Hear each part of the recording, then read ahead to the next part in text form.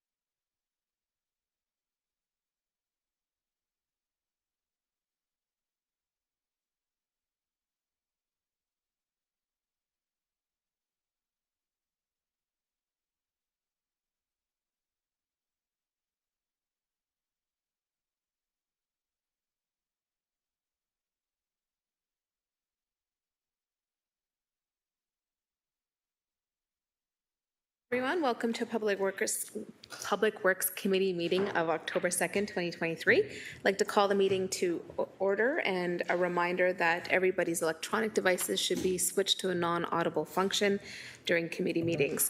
Please note that quorum is present in the chambers today. We have Councillor Beattie, Councillor Cassar, Councillor Jackson, Councillor Crutch, Councillor McMeekin, Councillor Taddison, Councillor A. Wilson, and Councillor M. Wilson. Joining us online is Councillor and Vice Chair Esther Pauls, Councillor Spatafora, as well as Councillor Francis. Legislative Clerk McIntosh, any changes to the agenda today? Chair Nan, the following change was made to the agenda. The addition of number 13, notices of motion, 13.1, York Boulevard, Wilson Street, and James Street North Safety Review, and signalized intersection safety enhancements, Ward 2 and citywide. Excellent, thank you. May I please have a mover and seconder to approve the agenda as amended? Moved by Councillor Crutch, seconded by Councillor Taddison. Committee members, if you could vote to approve the agenda.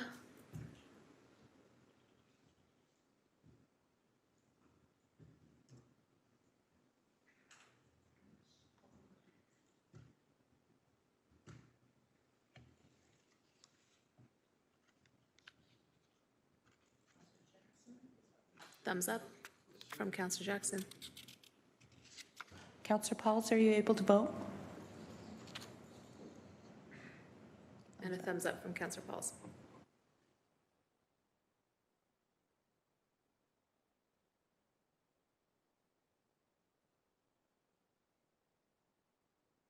It says voting in progress. Okay.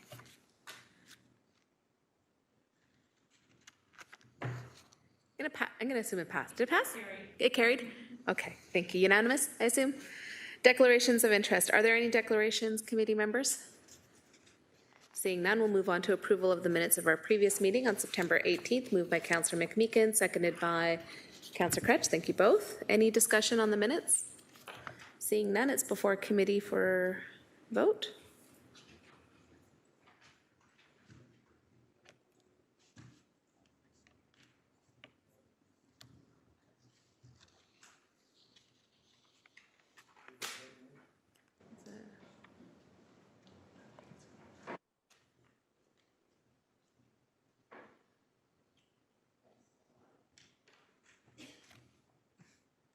Also carried, thank you.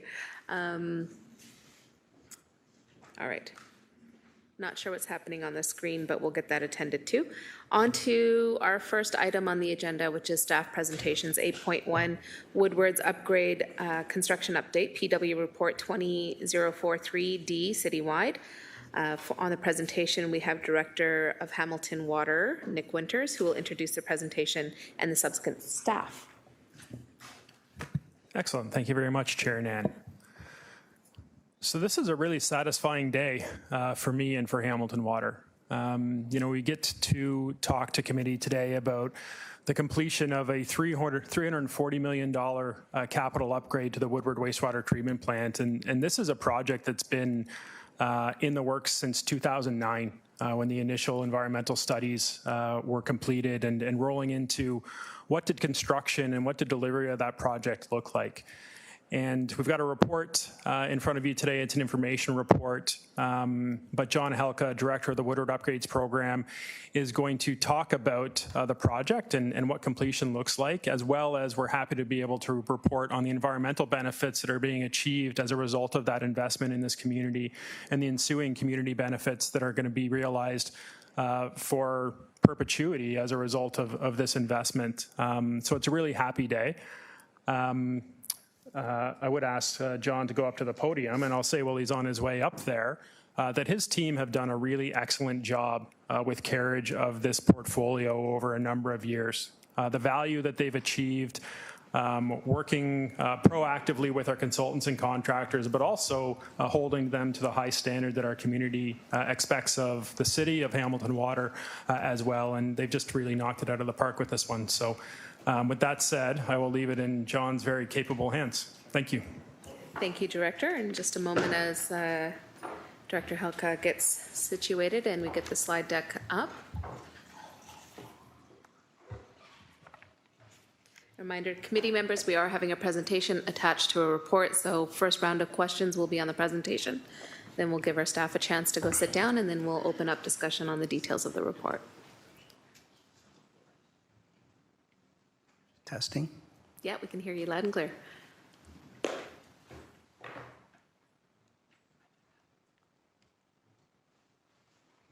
And good afternoon, Councillor Danko.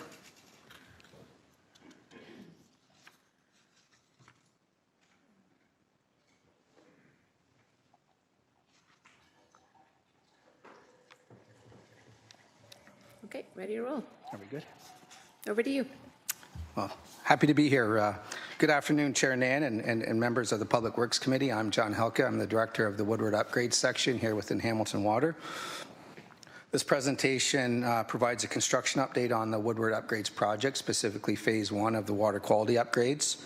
This project has been under construction since 2017, and over the past few years, information reports have been submitted providing construction updates. As per the recent report and today's presentation, we are in the final stages of closing out construction, with this being the last planned construction update provided to committee and council. Hopefully I got this working. There we go. This slide just provides an outline for today. There we go. This is a bit of an outdated aerial photo now.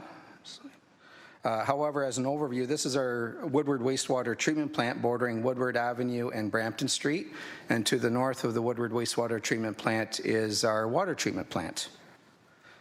Phase 1 of the Woodward Upgrades project involved the construction of a new main pumping station, a new electrical power center complete with standby generators and a power distribution system, a new tertiary treatment facility, chlorine contact tank, final outfall, enhancements to Red Hill Creek, and expansion and upgrades to our south secondary treatment plant. The new main pumping station was an $87 million contract that reached substantial performance in August of 2022. This replacement project was critical in addressing aging infrastructure and enhance climate resiliency by providing the ability to better manage and limit risks associated with wet weather flows.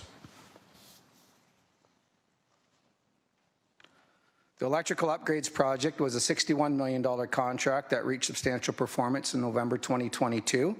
This project was critical to address aging infrastructure and enhance the climate resiliency of the city's water and wastewater treatment plants by ensuring secure and reliable power.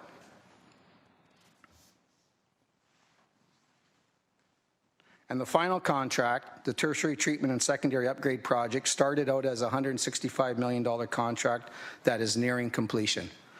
In October 2022, we started the commissioning phase of the project by directing flow through the new tertiary treatment facility, chlorine contact tank, and outfall. This marked a significant milestone in the start of transitioning the Woodward Wastewater Treatment Plant from a secondary treatment plant to a tertiary level treatment plant, or a third level of treatment, and utilizing disc filtration technology, and the city's ability to meet Hamilton Harbor Remedial Action Plan targets. To give you some perspective, this is now the largest tertiary wastewater treatment plant in Canada and the largest aqua mega disc filtration plant in North America. Unfortunately, we have experienced some unexpected delays in finalizing the commissioning of the system. However, we do expect to reach substantial performance by the end of this year. As mentioned, although we're still currently within the commissioning phase, the next few slides provides highlights on the treatment performance to the end of August of this year on the three key parameters of total suspended solids, total phosphorus, and ammonia nitrogen. So this slide in front of you, total suspended solids, the orange bar represents secondary effluent, and the blue bars represent effluent after tertiary treatment. As you can clearly see, there's a substantial reduction in solids concentrations. This next slide, total phosphorus, similar as solids. The orange bar is secondary effluent, and the blue bar is the new tertiary effluent. As you can see again, there's a clear reduction in total phosphorus concentrations. And ammonia nitrogen. Ammonia nitrogen is consistently well below the new design objectives and compliance limits. The reason why the two bars are similar is that ammonia nitrogen is removed through the secondary treatment process and not the tertiary treatment process. Each of these three slides demonstrate the positive performance results achieved to date in our ability in meeting our environmental compliance limits, our design objectives, and our Hamilton Harbor Remedial Action Plan targets.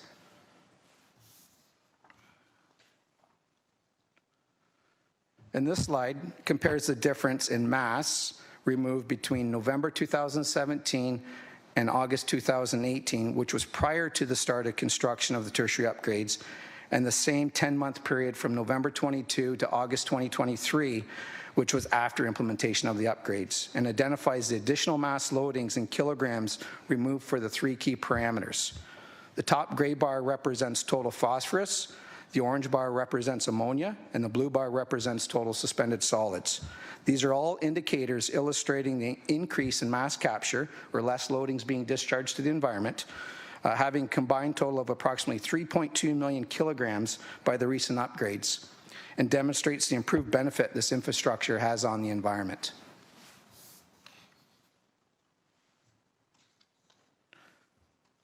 With nearing completion on the project, I want to highlight some key challenges and information that gives you some perspective in delivering and managing projects of this size. To give you an understanding on the magnitude of soil management on the entire program, this slide provides a consolidated list of estimated quantity of soil removed from site, along with the estimated number of trucks for each of the respective contracts, including the biosolids P3 project that we're also managing at the same time. As you can see, an overall total of approximately 384,000 tons of soil had been removed from site, utilizing close to 19,000 trucks. This takes a tremendous amount of effort to monitor truck traffic, ensuring we minimize impacts to local roads and community, along with monitoring and enforcing any issues with mud tracking and dust impacts. This slide here depicts the contractor labor hours worked over the duration of construction. And really want to bring to your attention is the approximate total of 2 million labor hours worked. And what is truly impressive is all without a lost time accident.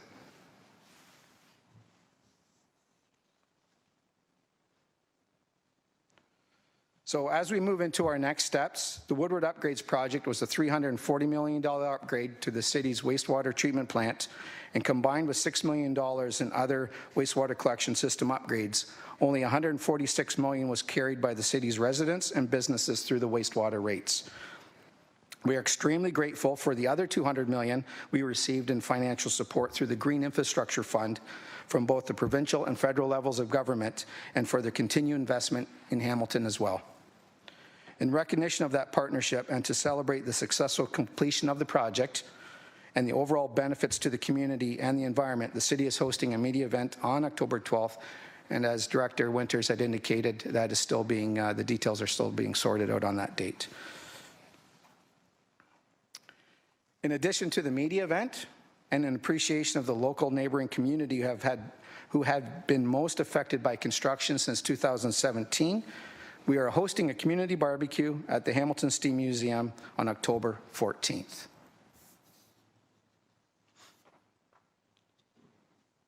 The team. It's important to me to recognize the team responsible for delivering the project, which some of them are in the audience today. It's been my pleasure and honor leading the dedicated team in the successful completion of this project, which to date is the single largest project delivered by the city. It takes a tremendous amount of effort and commitment by many individuals to reach this milestone, and we wouldn't be here today without them. I also want to personally thank Council and the city's leadership team for all the support over the years.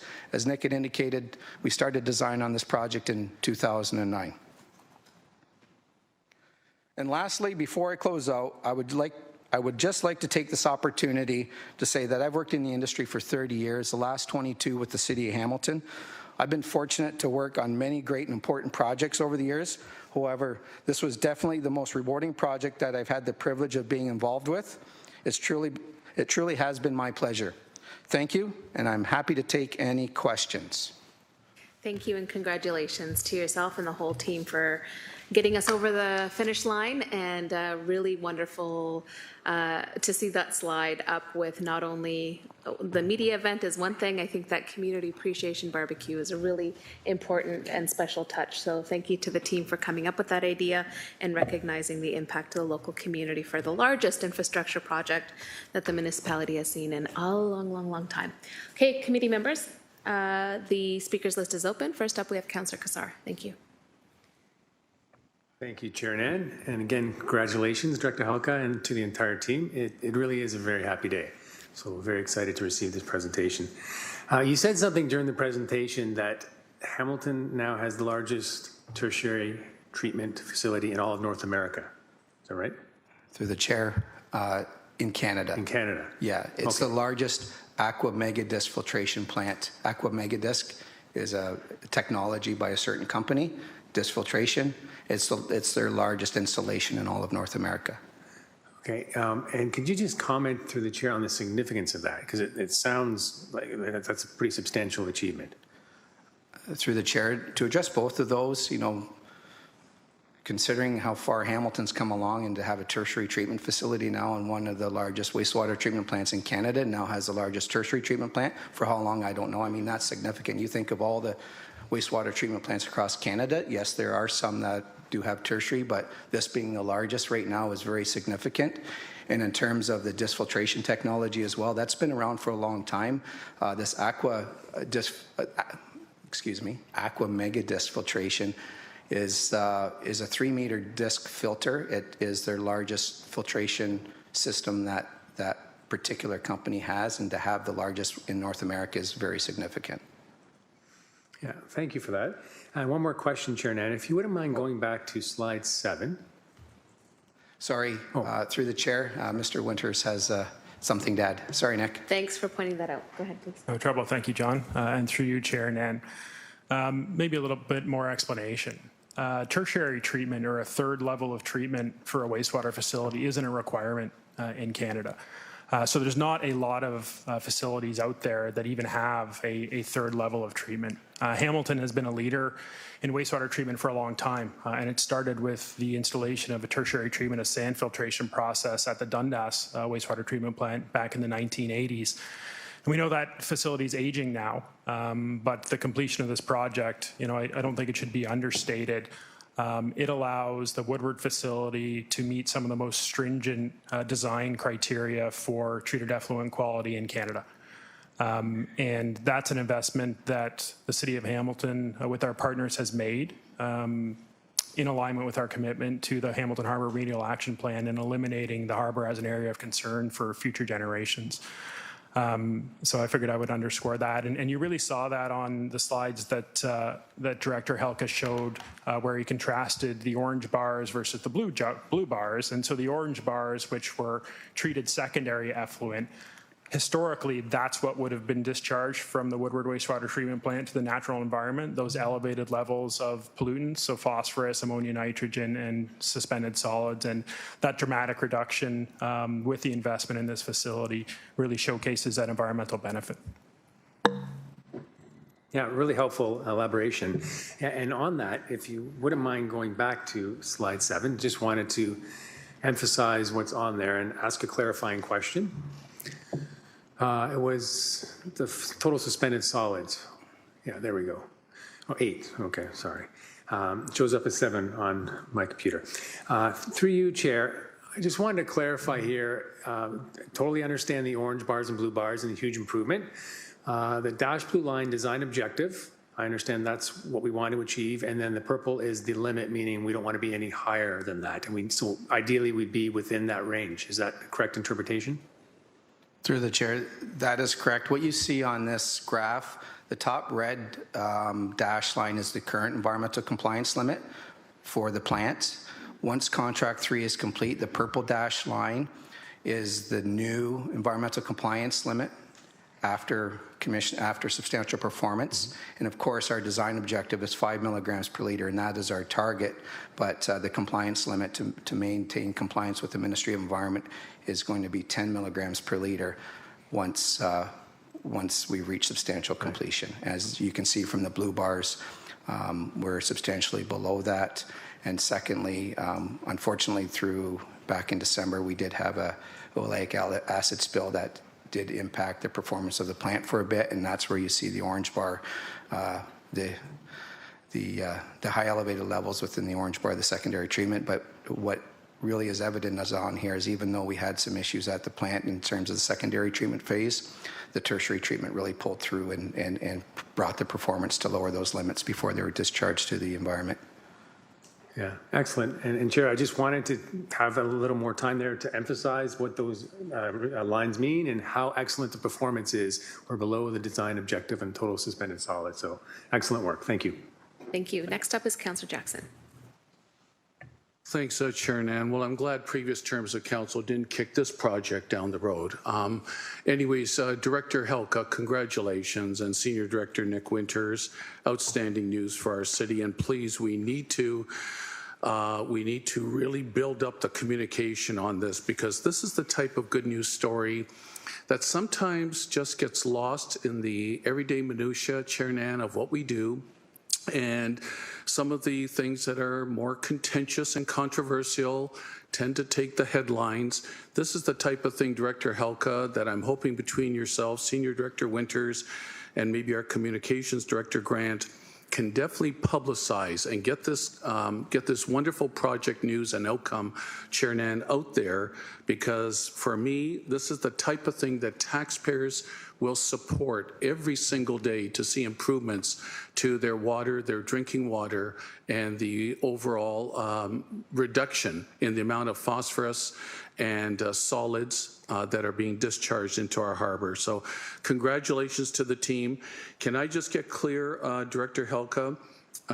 This is the $346 million tri-party project between three levels of government. This has nothing to do with increasing capacity or reducing the number of discharges into the harbor given significant rainfall events. Through you, Chair Nan, please. Through the chair, Councillor, this project here was a water quality upgrade project only. There is a phase 2 expansion project that is being planned. Shortly, we're trying to kick that off over the next couple months, but to your point, this did not expand the Woodward Wastewater Treatment Plant. The next phase of the project will. Initially in 2009, when this project kicked off, it was to address both water quality upgrades and expansion. However, due to economic forces and some other things at the time, the project was decoupled in 2012 to be able to keep moving. Decoupled meaning the water quality from the expansion, so we proceeded with the water quality component. And I see Director Winters with his hand up. Through you, Chair.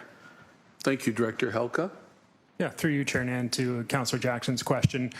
Director Helka answered completely appropriately. What I can say is that we are in the process presently of looking toward the engineering design for the future additional upgrades at the Woodward Wastewater Treatment Plant, and that includes renewal of some of the aged areas of the facility. They're at a risk of continued degradation and eventually failure if we don't address them in a timely manner.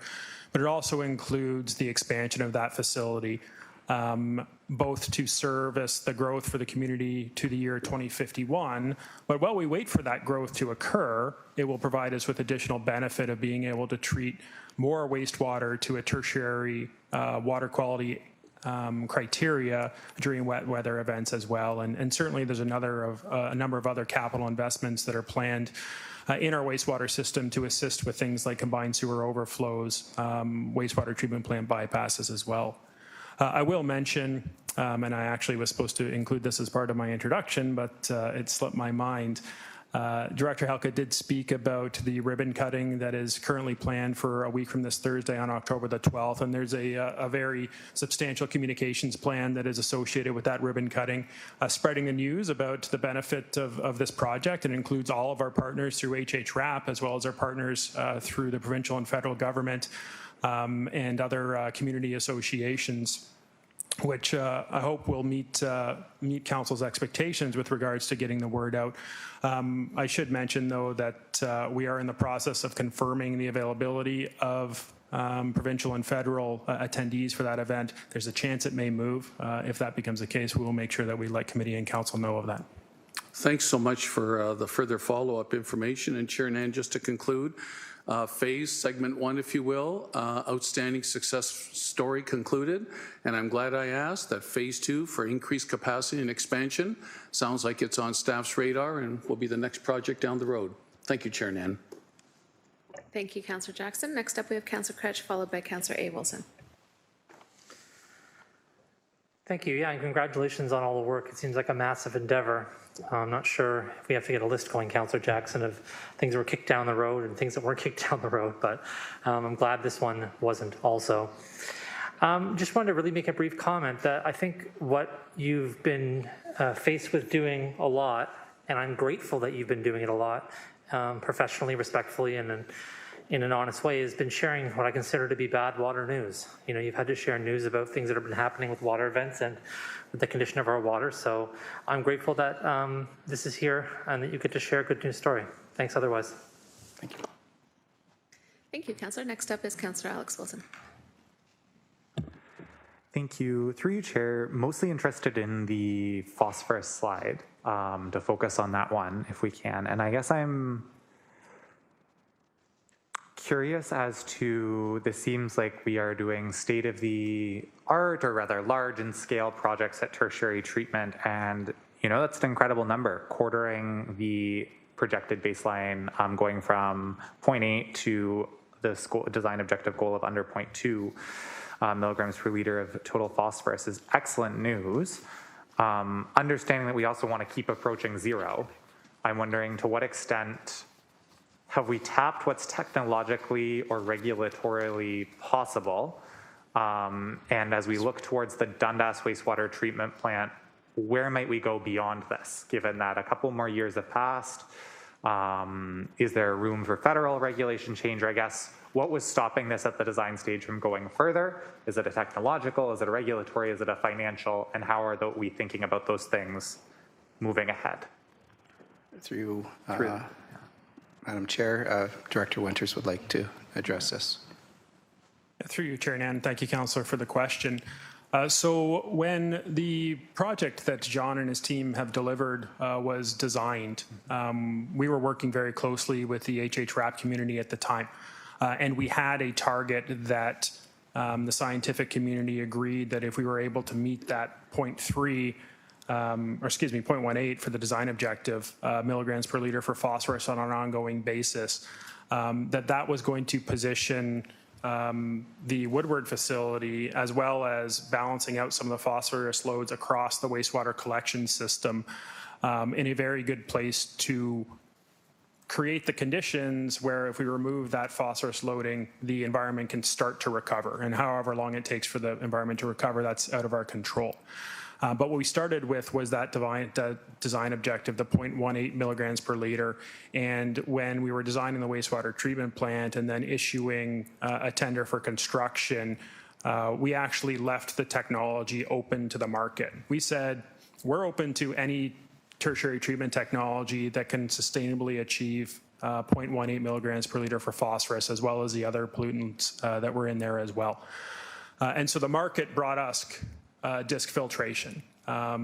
It was the balance of cost versus an acceptable effluent criteria for the purposes of this project. There is absolutely technology out there that can achieve lower phosphorus levels. It is far more expensive, both from a construction installations perspective as well as from an ongoing operational cost perspective, but it is possible to certainly lower those phosphorus discharge levels even more. Dundas will be an interesting case, and Hamilton Water intends to bring a report to Public Works Committee, hopefully in Q1 of 2024, that speaks to the options for that facility.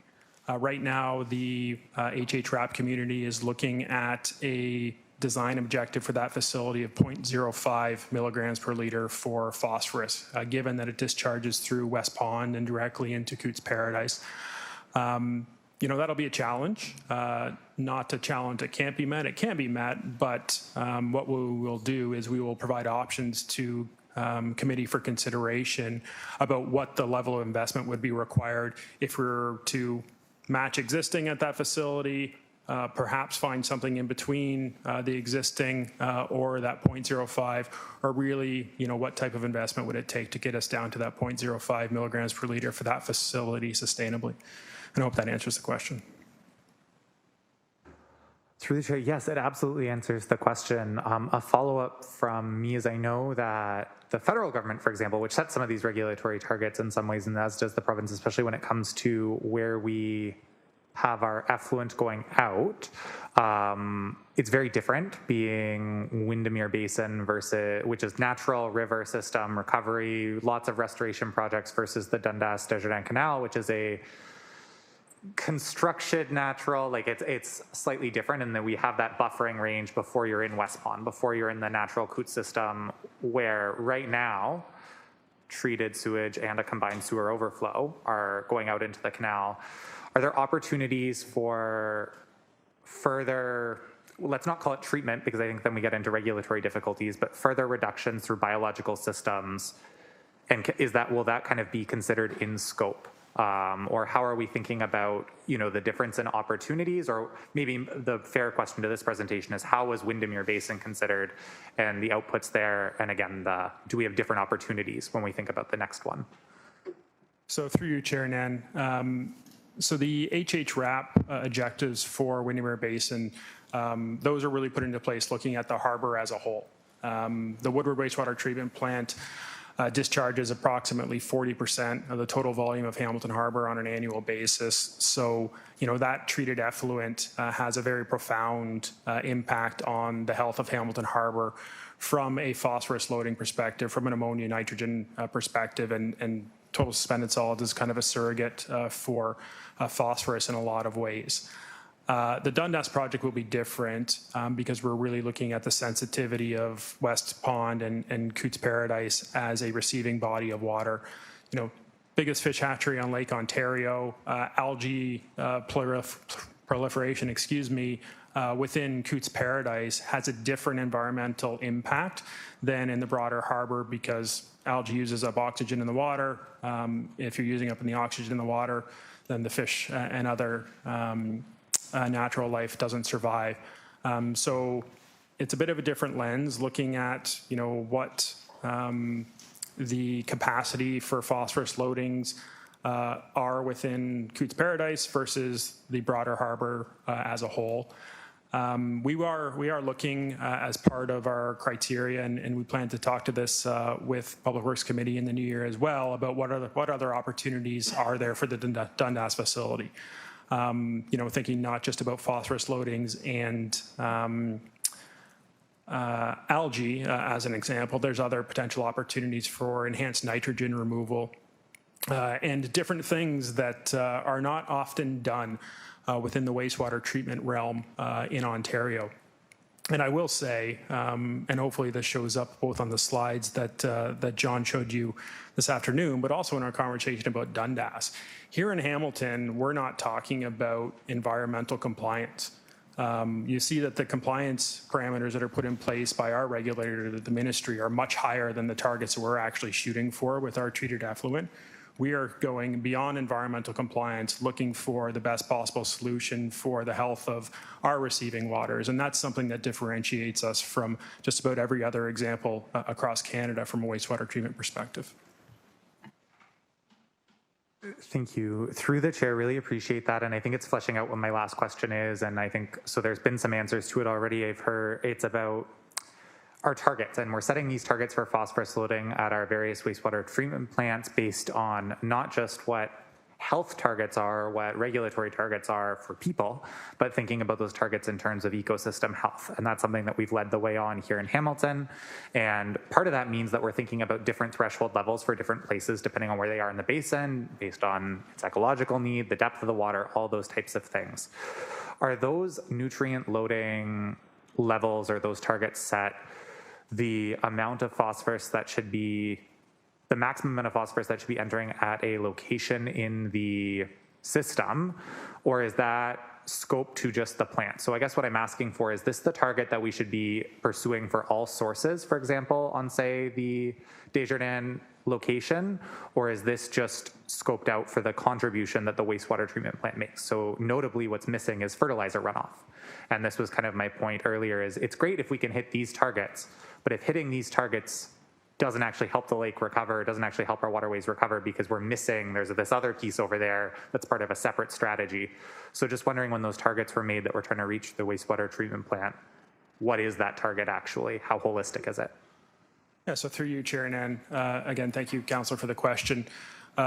Those objectives that we're trying to meet are really based on loading for each given area. So loading is concentration multiplied by the volume of the discharge. The Woodward facility, for example, the loading that we were looking at was balancing out various discharges across the city's wastewater collection system that go into Hamilton Harbor.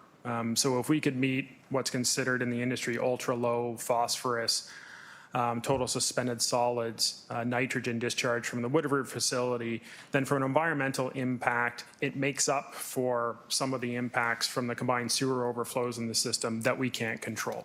And so that was a conscious investment made in that facility. At the Dundas facility, again, it's looking at the sensitivity of the receiving body.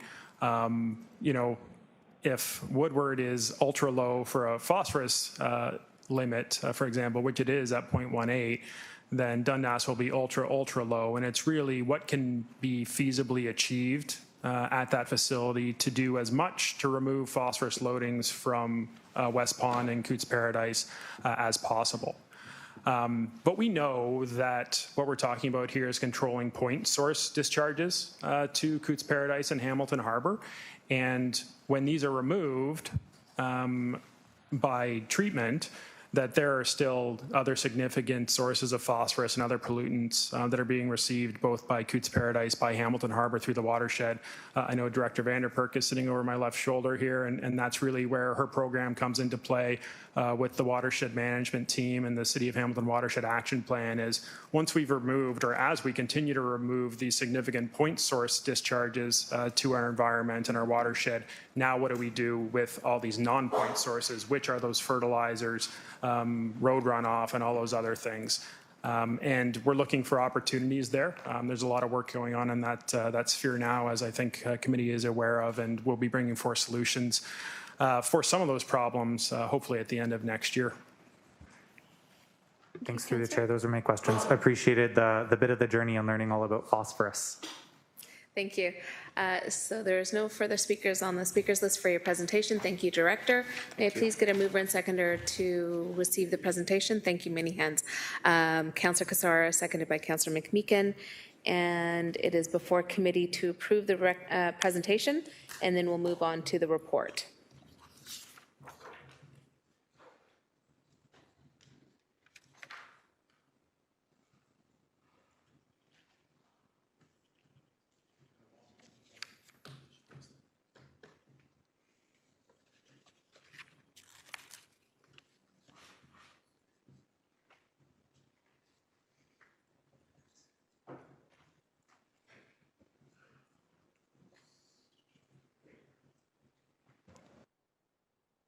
Councillor Pauls and Councillor Danko.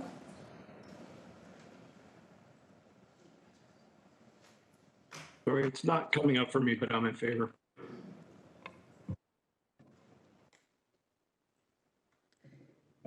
And that carries 13-0. And on the report, Councillor Taddison and Councillor A. Wilson.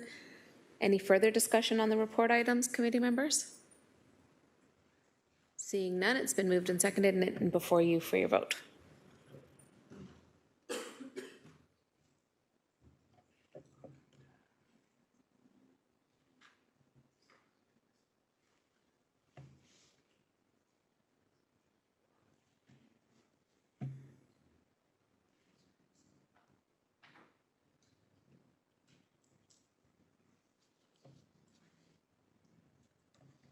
And that carries. Thank you. On to 8.2, City of Hamilton Annual Collision Report 2022, Stats and Trends, PW Report 23062 citywide. And we have Director of Transportation Division, Carolyn Ryle, who will be providing the presentation.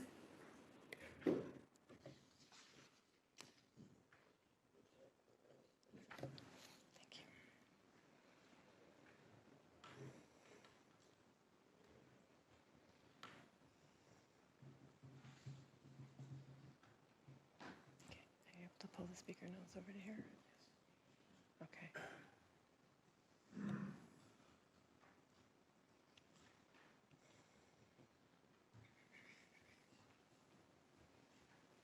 Okay, through the chair, good afternoon. Carolyn Ryle, the Director of Transportation. I'm pleased to be here today to provide an update on the Transportation Annual Collision Report.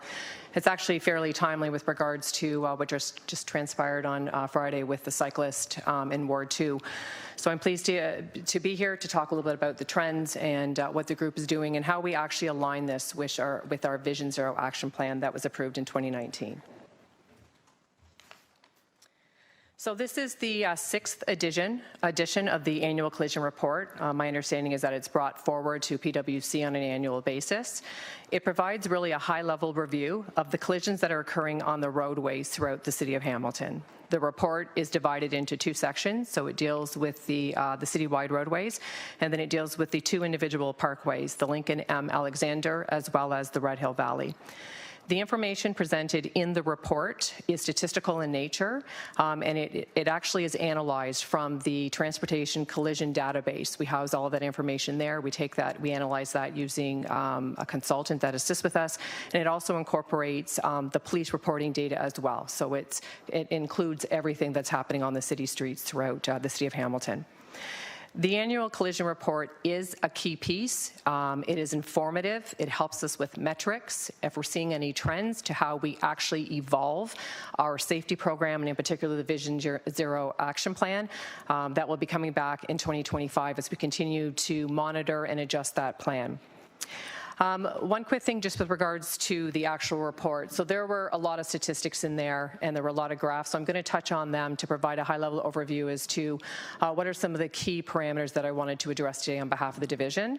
And there also was a disclaimer in there that talks a little bit around the pandemic years. So it's fair to say that volumes, patterns on the roadways through 2020, 2021, and 2022 were different than pre-pandemic years, as well as what we're now occurring to see in 2023 as the roads begin to normalize back to what we were seeing prior to the pandemic.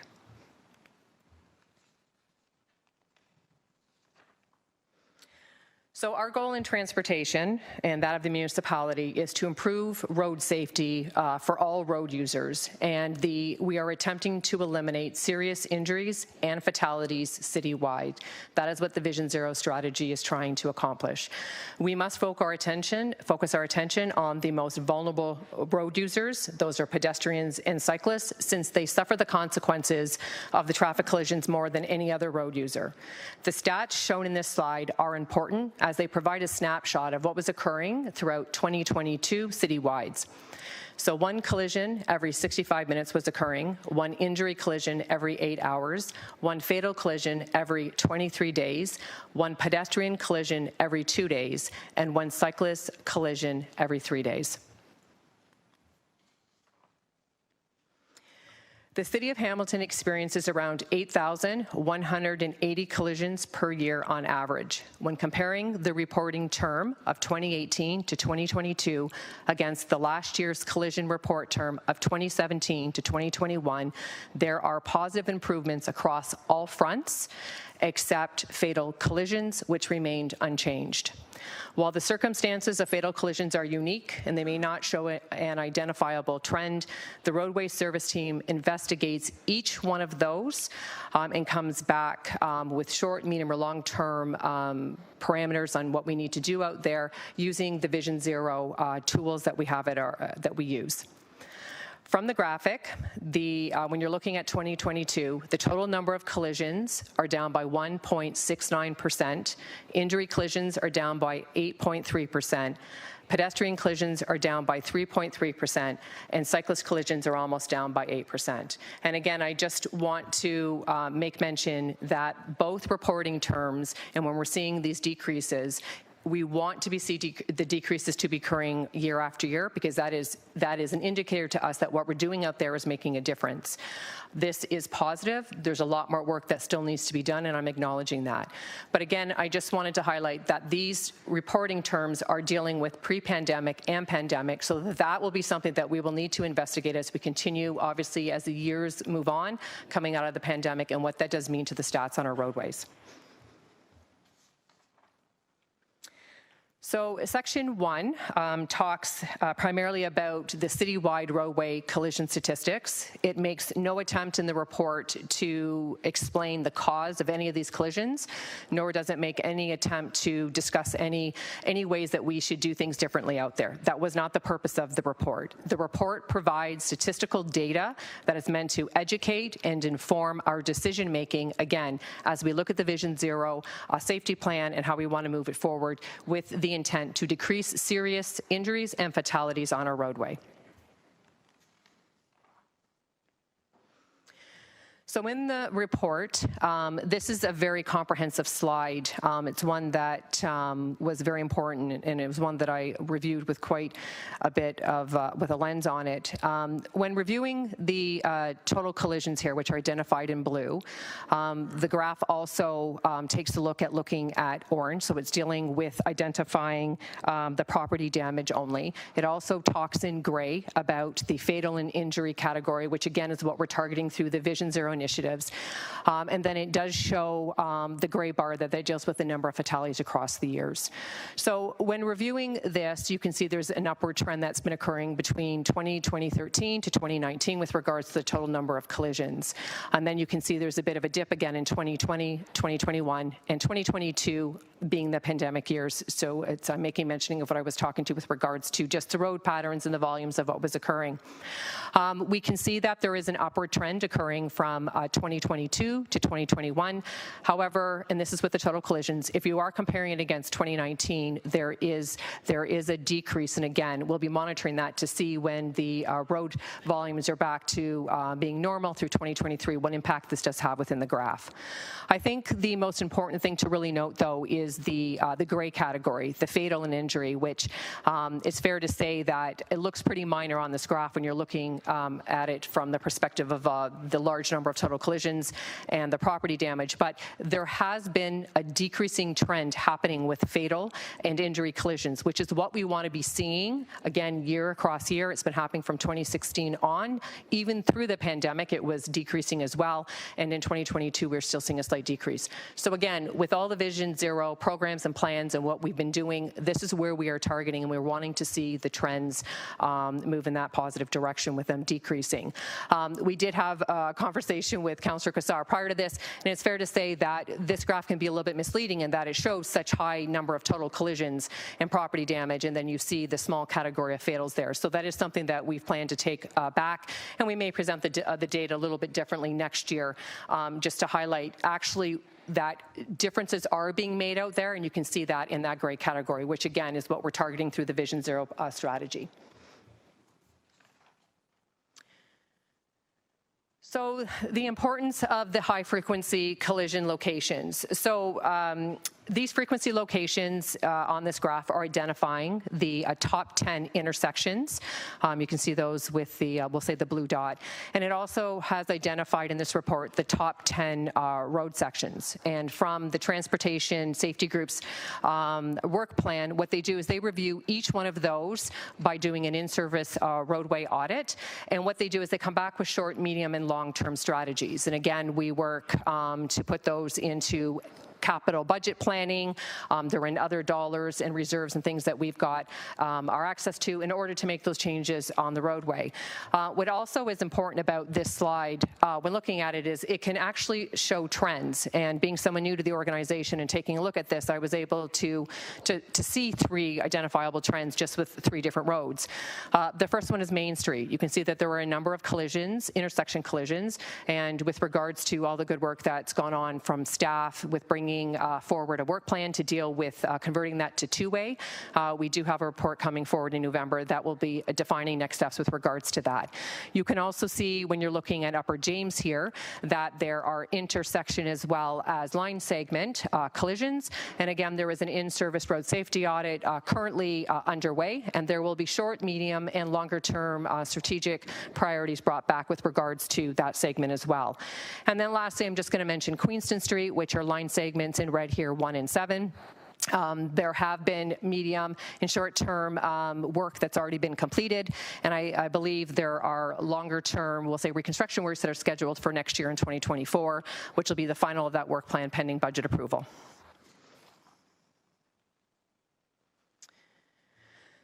So to achieve Vision Zero, and the importance of looking at this from the road classification perspective is that we want to ensure we're focusing our staffing, our resources, and our dollars to really the road network that requires the most attention.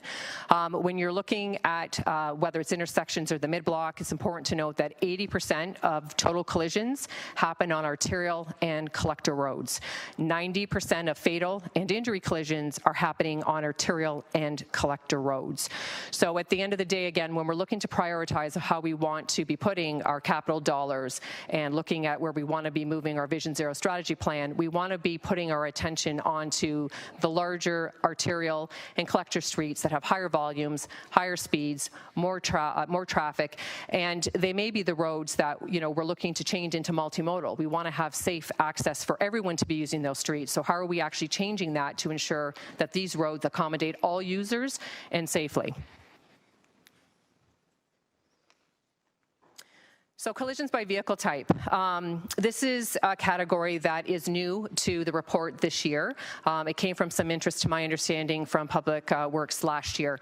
And what's interesting with regards to the vehicle type is no matter whether you're dealing with an intersection or a mid-block, total collisions or serious injuries and fatalities, the predominant vehicle involved in those collisions is a car at both the intersections in the mid-block, followed by the pickup truck, which was considerably lower at 10%, and then other vehicles fall well below that. But I just thought I'd highlight again, just for interest's sake, based on some of the feedback the team received last year. So pedestrian and cyclist collisions often result in injury or fatality. This is the emphasis of what Vision Zero is trying to deal with when it's trying to protect its vulnerable road users. In the graph here, when you're, the number of pedestrians you can see are identified in blue. The number of pedestrian collisions, if you're comparing 2022 to 2021, there has been an increase. There's been 40 more that have occurred when you're comparing it to 2021. And if you're comparing it to 2019, pre-pandemic, there is a decrease by 33 less collisions. When you're looking at the cyclists, there was a decrease in the number of cyclist collisions from 2021 to 2022, and the lowest number of cyclist collisions actually occurred in 2019 and 2022. So again, all of these parameters are top of mind when we're looking at how we want to design, construct, and protect all road users on the roadway.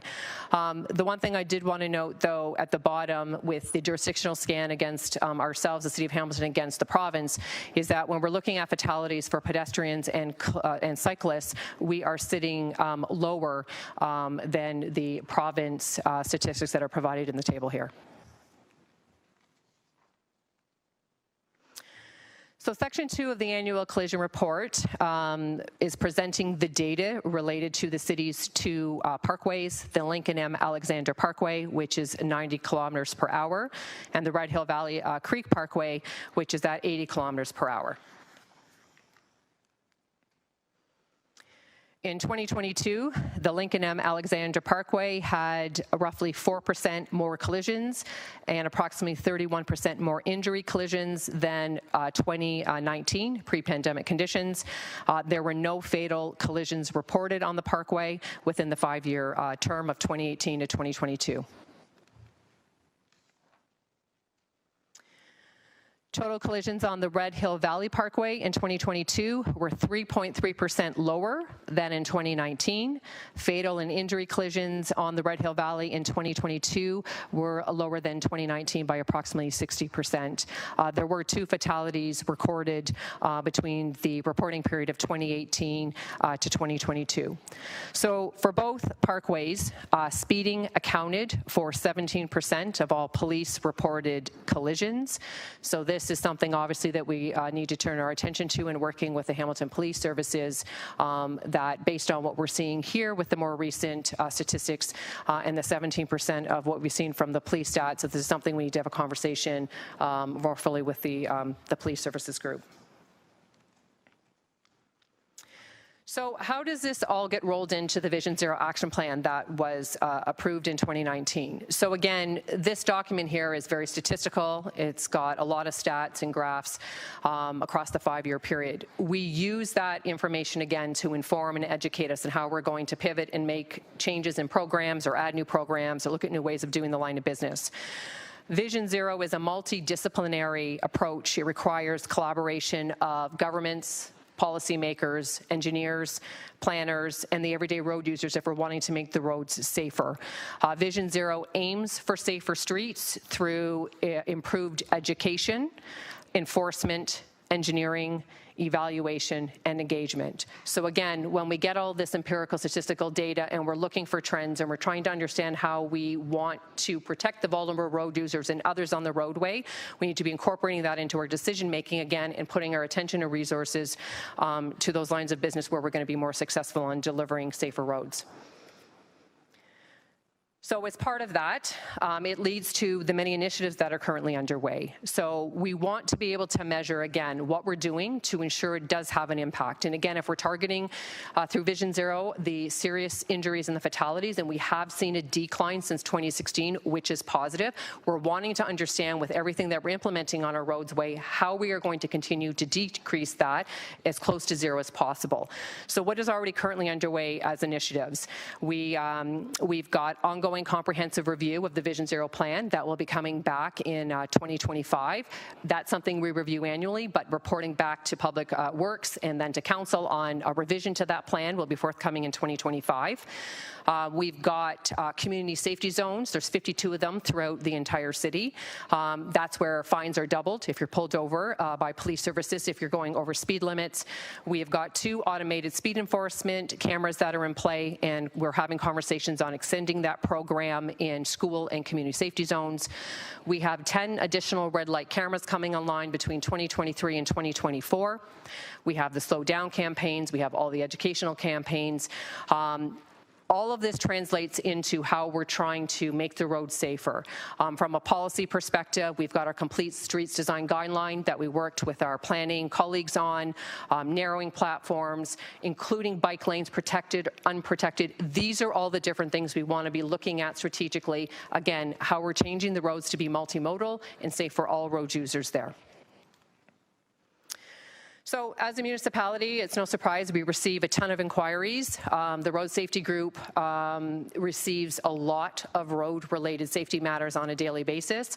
The best way to get that information into the hands of those staff is to send an email to trafficops@hamilton.ca. We log all of those requests. From those requests, we assign a staff member, and from there, that staff member will assess, evaluate, and just to be open about the time, a lot of these matters aren't things that we're able to respond to quickly to, and that's something we've been talking about. Mike Field, the manager of the traffic operations, and myself is on that process. There's time involved. There's studies. We may get a third party involved. So I just, when we're working with each of the requests that come through as an inquirer or the wards, we'll be working to explain that process and the timing around it, just to give everyone some deadlines on how long some of these things and these matters can take. I've also included the Hamilton Police Services here. We work very closely with them. We do meet with them. We exchange information around speeding, for example, and other obviously programs we're trying to collaborate and work collectively together on. I've included their information here because anything to do with distracted driving, for example, or speeding falls under their jurisdiction, and we're looking for them to help us with their enforcement. So we're happy to forward those on to them, but I've provided their contact details here in case there's any inquiries that you'd like to send to them directly, and be happy to copy us as well, because again, we're working together with them on those statistics. And then lastly, I just want to say thank you on behalf of the Transportation Division. There was a lot of information included in this report, and there's been a lot of great work in trying to get it summarized in a fashion here that hopefully outlines the good work that's happening in the background related to fatalities and serious injuries. And I've got Mike Fields here, the Manager of Transportation Operations, who is able to assist with some of the historical questions in addition to myself. Thank you. Thank you, Director. We do have a long speakers list. Is your preference to stay standing there, or would you like to return to the bench? I'm fine to go return, if that's okay. Okay, no problem. So committee members, if your questions are referencing specific slides, then at that point, maybe we could just take the slide presentation down and we can go through it with clerk's assistance. Okay, on our speakers list, we have Councillor Cratch, myself, so I'll move myself to the end of the line. Then Councillor Danko, Councillor Jackson, Councillor McMeekin, and Councillor Kassar. Councillor Cratch.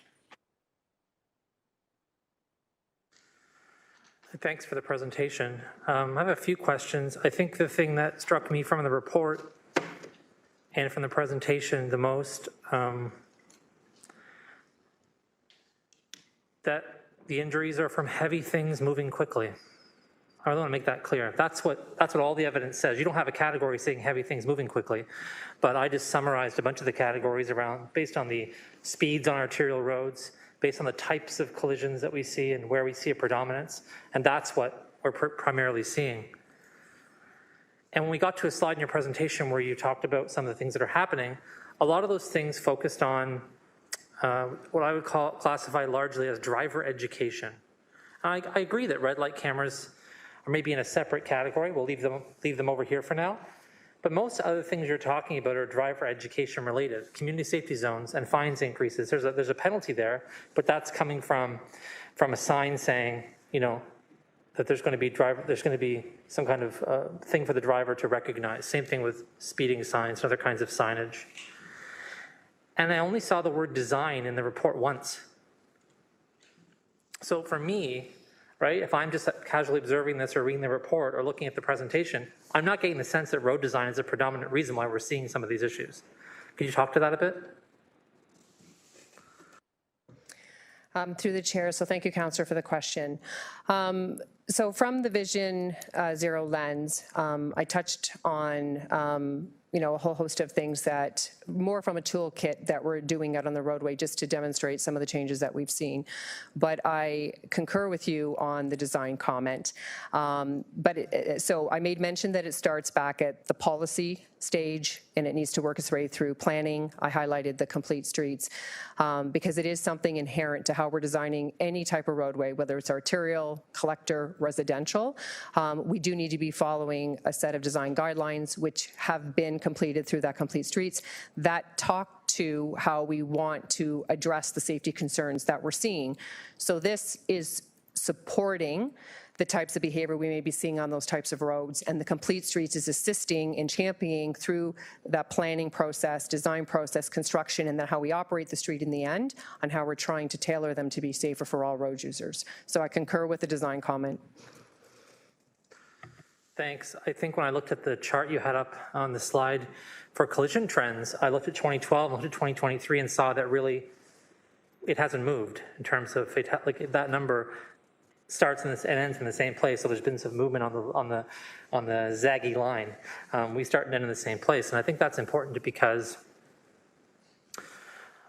I'll use an example from Ward 2 that I think about regularly.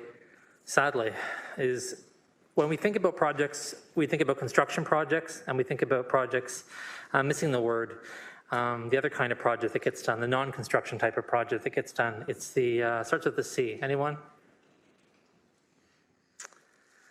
You know, when they don't do construction, but they do something else. What is that kind of road project called? Isn't this a fun moment for me? Is it reconstruction? No, it's the other one. Rehabilitation? No, it's whatever happened to Queen Street South. Anyways, there's a kind of construction that's done. This is a fun moment for me. I enjoy this. There's a construction project and there's a project where we basically paint things and otherwise move things around a little bit, but it doesn't involve major construction. And so that happened on Queen Street South, and everyone who's experienced driving down Queen Street South since we've done that project wishes to be done a construction project, because the road is designed for people to comfortably drive approximately 70 kilometers an hour. Meanwhile, there are signs everywhere saying 40 kilometers an hour.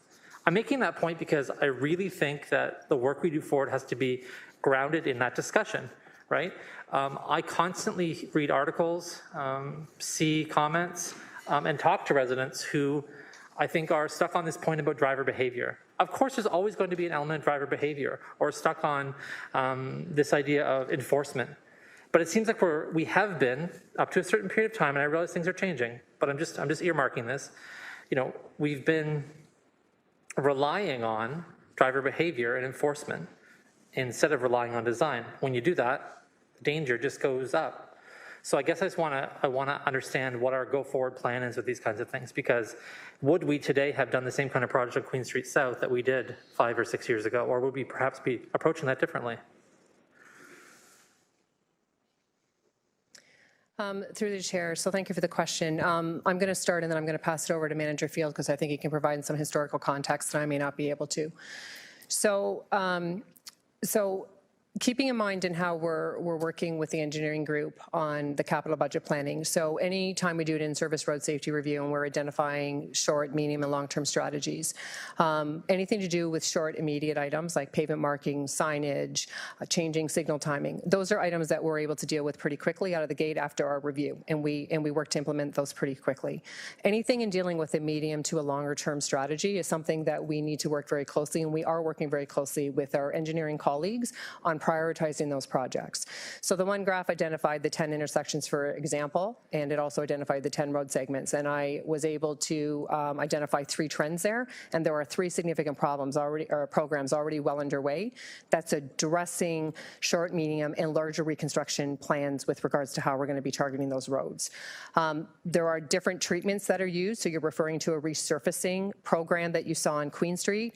Resurfacing program, the intent of the resurfacing program is not to go out and redesign the entire platform. What it is doing is, in the short term, it's extending longevity of the pavement condition until we get to the reconstruction plan and the higher dollars that are required to reconstruct that roadway, which is maybe out in the capital budget plan. Do you have anything else, Mike, you want to add? Through the chair to the councillor, I don't have a whole lot to add. Carolyn covered it very well, but I think part of the key things with Vision Zero is to acknowledge that, and kind of like what you're alluding to, councillors, that people make mistakes, and you know, their mistakes shouldn't result in their injury and their death. And then we had a site meeting the other day. We were talking about how we set speed limits in the city, and just changing the speed limit sign from 50 to 40 doesn't do a whole lot, because it really relies solely on the drivers to follow that. The much better thing to do is redesign that street and reconstruct it so that drivers don't feel comfortable driving at 50 kilometers an hour, and inherently they will drive slower. Those are more complex, more time-consuming, more expensive things, but really important to being able to achieve the goals of Vision Zero, reconstructing our road network. And that's where the Complete Streets Design Manual really comes into play. It speaks to how we define streets and what the importance of the users that are on that street, and then build the street to accommodate the prioritization of those users. That's a really important piece. And to Carolyn's point, there's operational changes that we can make to roadways with signal timings and those sorts of things. But in many instances, we require reconstruction of streets. I think there's no better example than the last Public Works Committee with the in-service roadway safety audit of Upper Paradise that we saw a number of fatalities. The outcome of that report was to reconstruct Upper Paradise to make it more, to make it safer for road users, not to just make pavement marking changes and signage maintenance, but reconstruct the roadway and make physical changes to the roadway to make it safer. Thanks, and the word I was searching for was conversion. So now we have it, conversion versus construction. I'll never forget it again. So thank you for that. I think what I want to do is highlight, before I ask my last question, what the impact actually is, though, in a situation where we choose a conversion over construction, where we know that construction would have a different impact, and that is that conversion project tells residents something. It sends them a message. It tells them this is going to drastically improve conditions on this road, regardless of whether or not we want it to. That's what the message gets sent is. And then the result is, nope. Then that conversion project waits.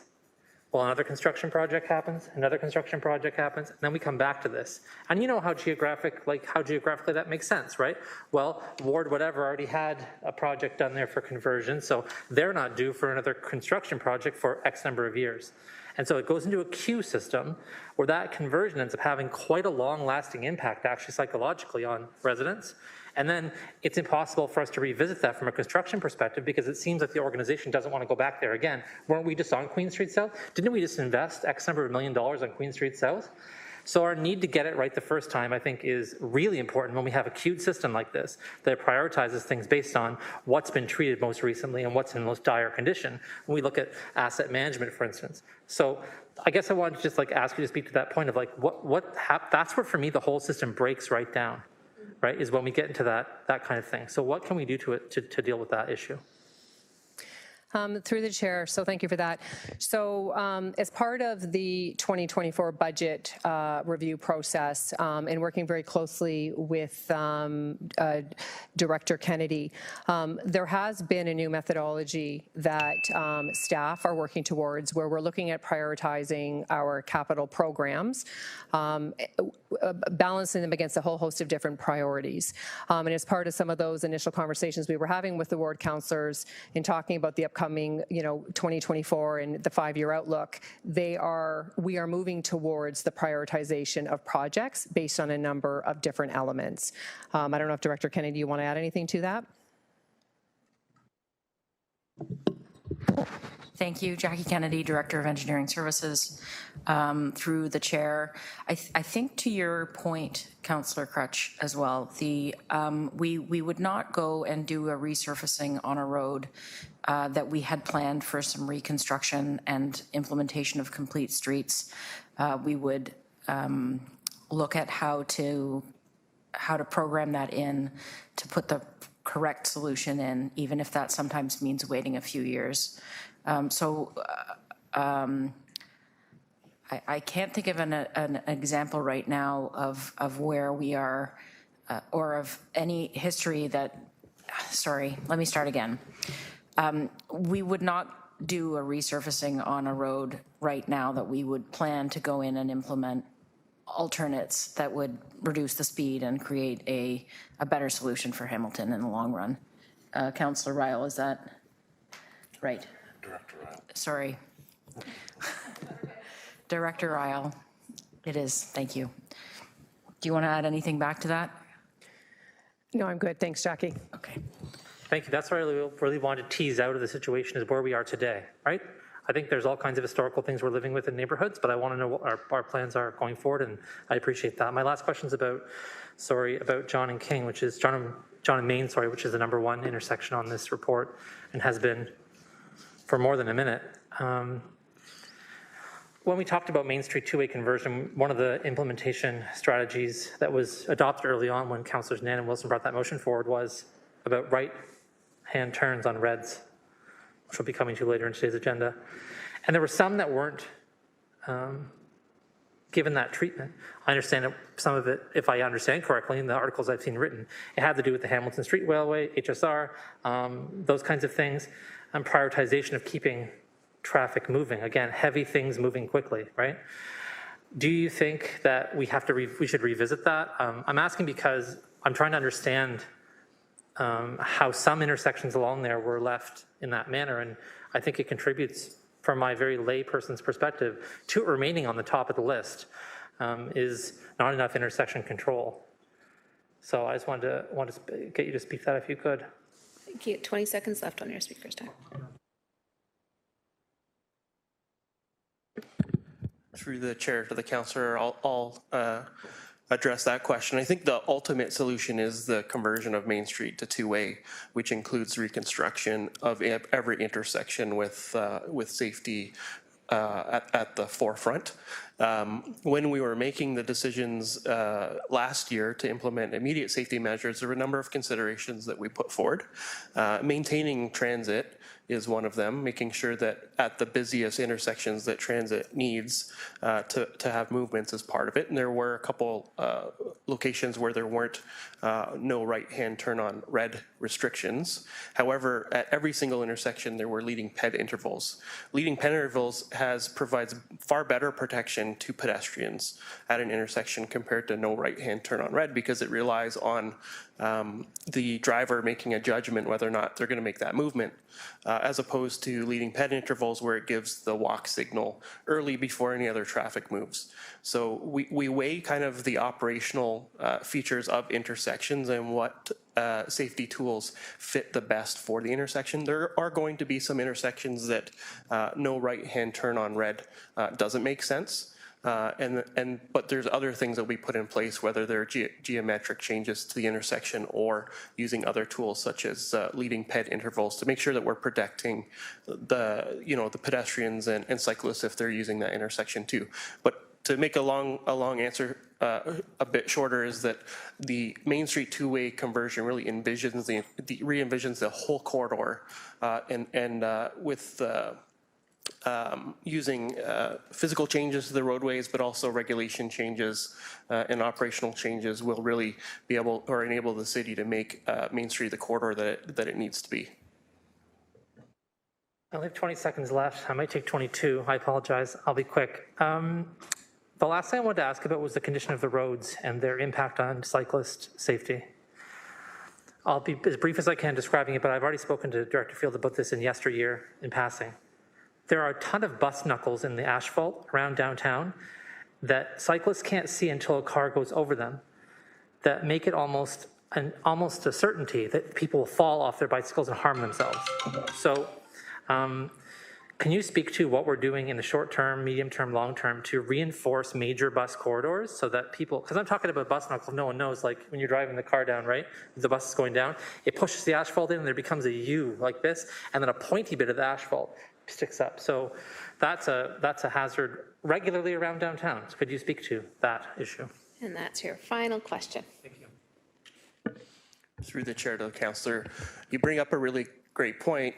I think the technical term is rutting, like the rutting that's created by heavy vehicles using a roadway. The experience of hitting a pothole in a car and hitting a pothole on a bike is a lot different. And we have minimum maintenance standards in the province that are really built around cars, to be honest. And it sets out very specific parameters that we have to repair potholes to. And it is built around a vehicle, a motor vehicle, not a bike.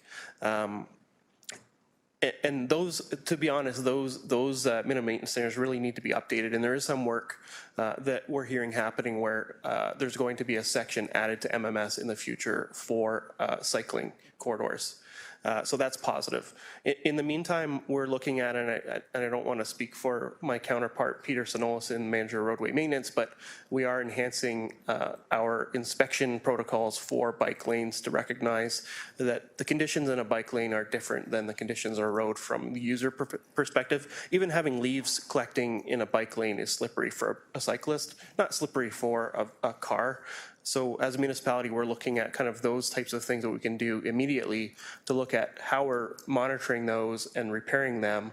But in the long term, looking at how we're assessing what the level of service is for those types of facilities and acknowledge that there's a difference in road users, and those hazards need to be in line with the hazards related to that road user. In that example of a cyclist hitting a pothole versus a car hitting a pothole.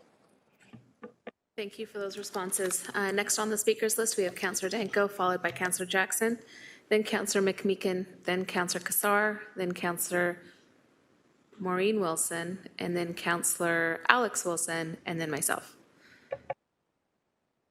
Thank you, Madam Chair. I guess just to start off, I wanted to highlight the really good news that's in this report that Director Rowell started with, that the number of total collisions, injury collisions, pedestrian collisions, cyclist collisions have all been trending downward, along with fewer pedestrian and fewer cyclists, serious injury, collisions, and fatalities than the provincial average. And I think that that's really good news that needs to be highlighted, that the work that began in 2019 under Vision Zero, continued previous work, has been having a real impact throughout the city. And sometimes I think that's lost in the discussion when we focus in on some of the negative trends. I think those statistics are perhaps a little bit counterintuitive to a number of residents that have really been observing, especially since COVID, that driver trends towards aggressive and dangerous driving have really been increasing. So I'm wondering if staff can maybe provide a little bit more comment on if there's any statistical validation of those observations from residents in terms of, you know, the trends that they are reporting to us as councillors that they're seeing on the roads.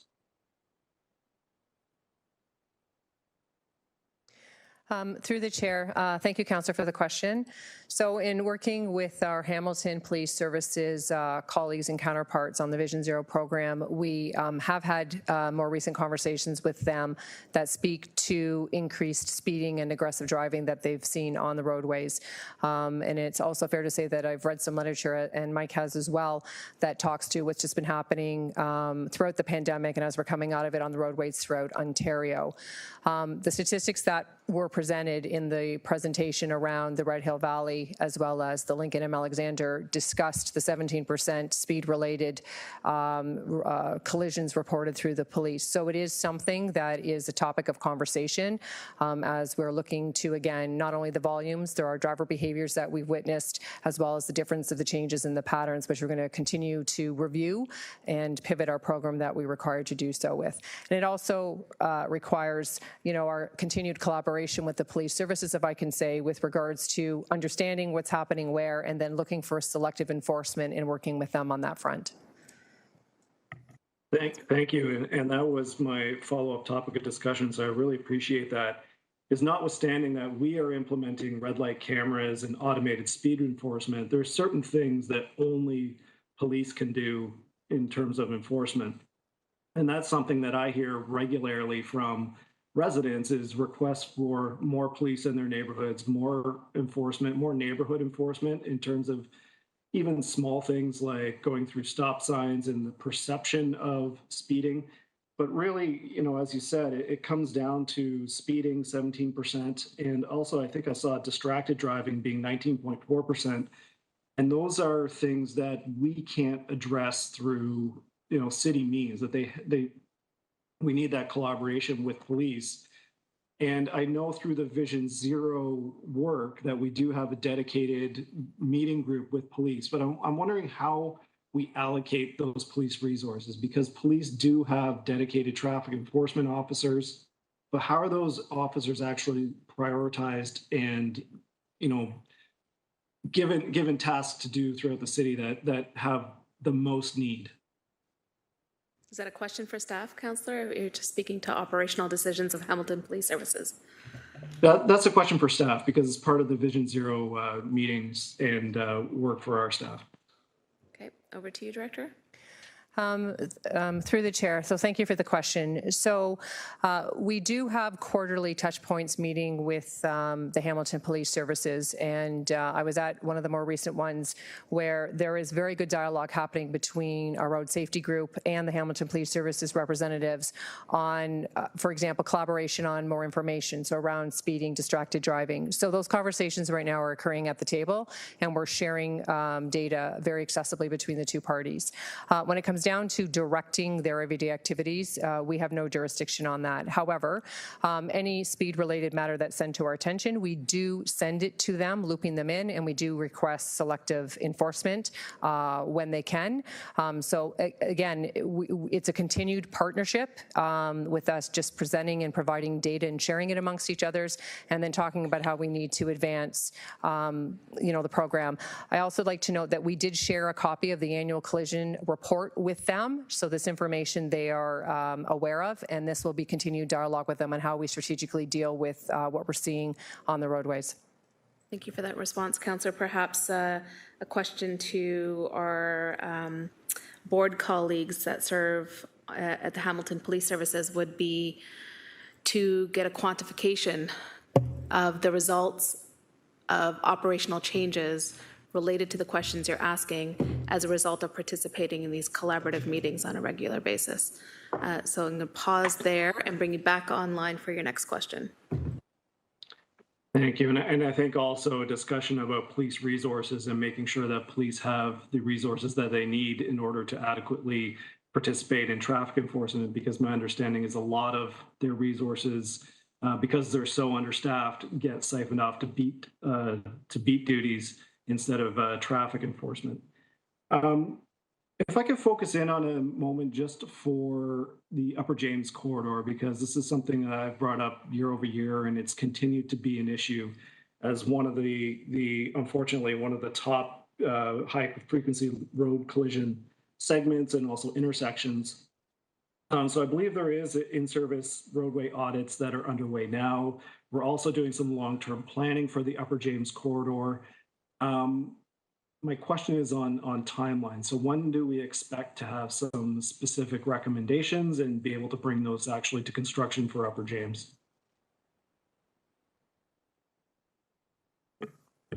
Through the chair to the councillor, you made reference to the in-service roadway safety audit that is underway with Upper James. It is in the final draft phase, and along with that, and similar to all our other safety audits, it has short-term, medium-term, and long-term things. And short-term are things that we can put forward really quickly, and then the longer-term, they're basically more complex, require more funding. So I can comment better once that audit is completed, and we can follow up offline with you on the timelines around those. But because it has shown up as one of the corridor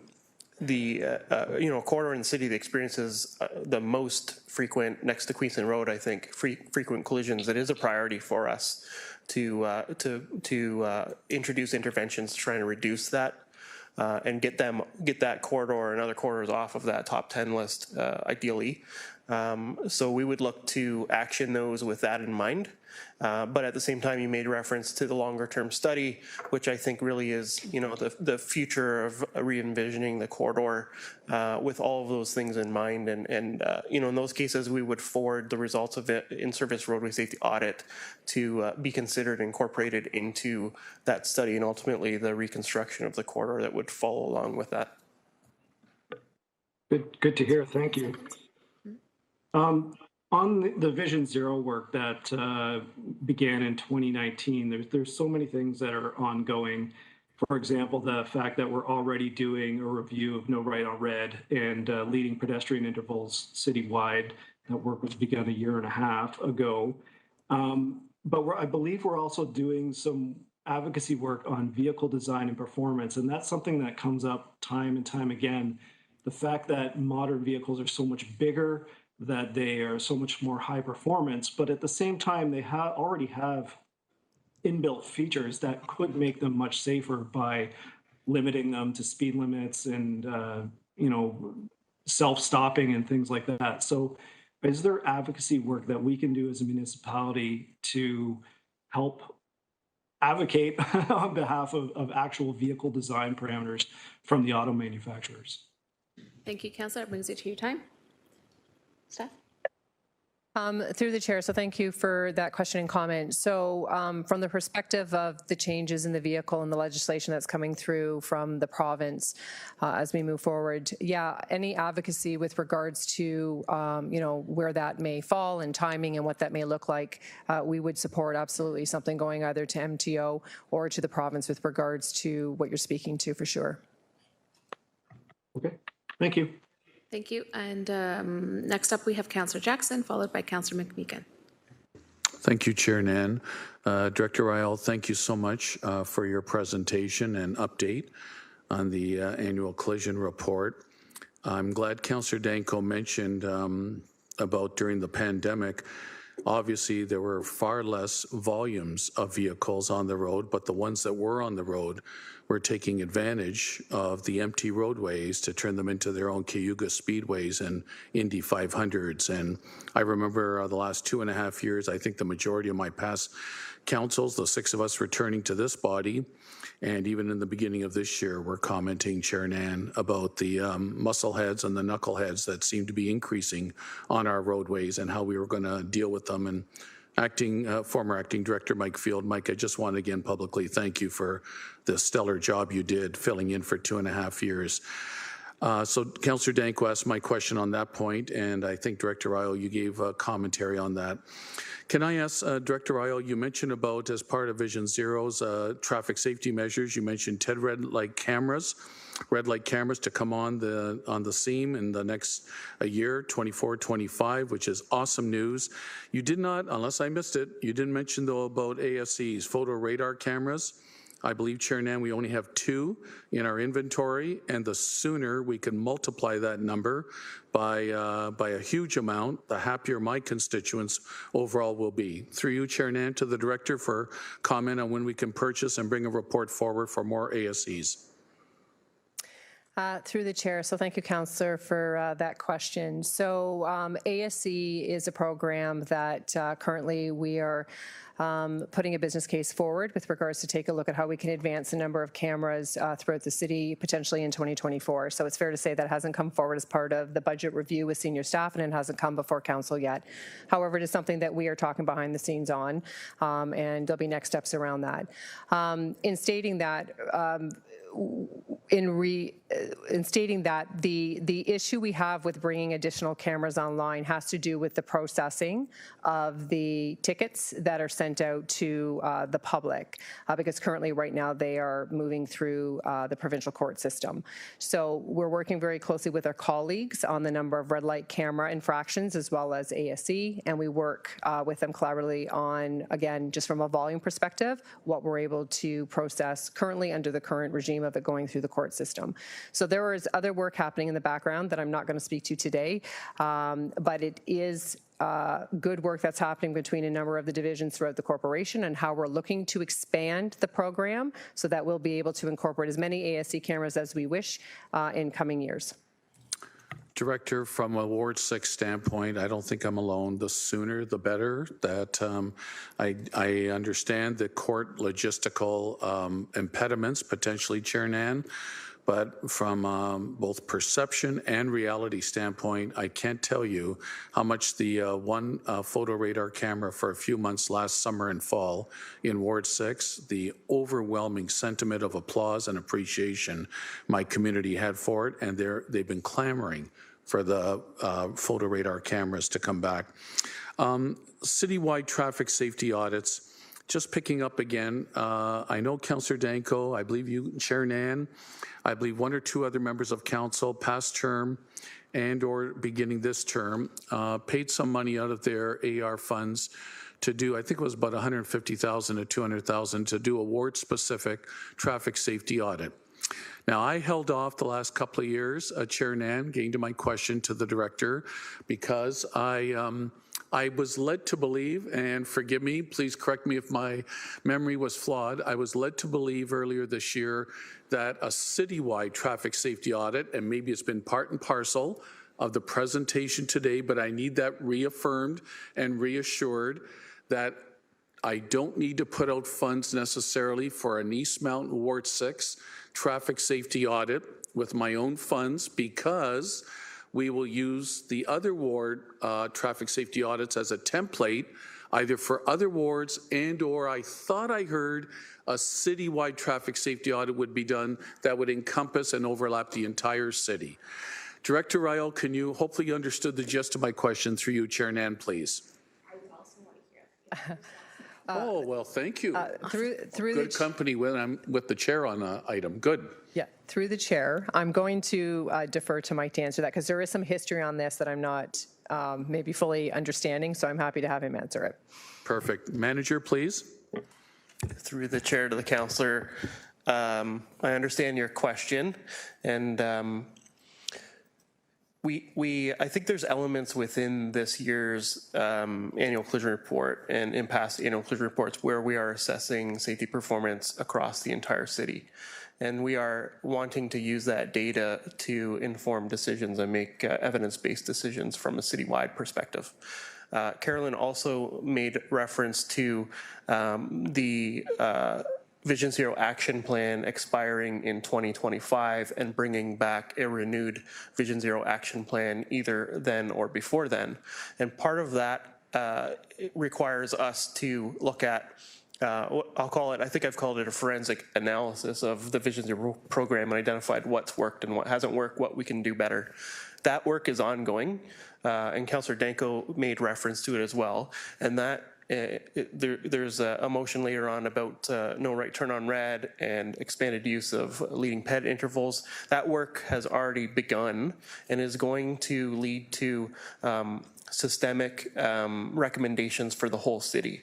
And I'll use an example of a school zone. It could propose, and I don't want to spill the beans too early before we have had the chance to go through everything, it could propose that every school zone requires or will receive speed cushions in front of it to help control speed. So I think that that's alluding to the question that you're asking from a citywide application of roadway safety elements, which is really important because we want to have consistency across the whole city on how we shouldn't try to put interventions in Ward 6 in a different way that we put interventions in one of the different wards, because we want to have consistency.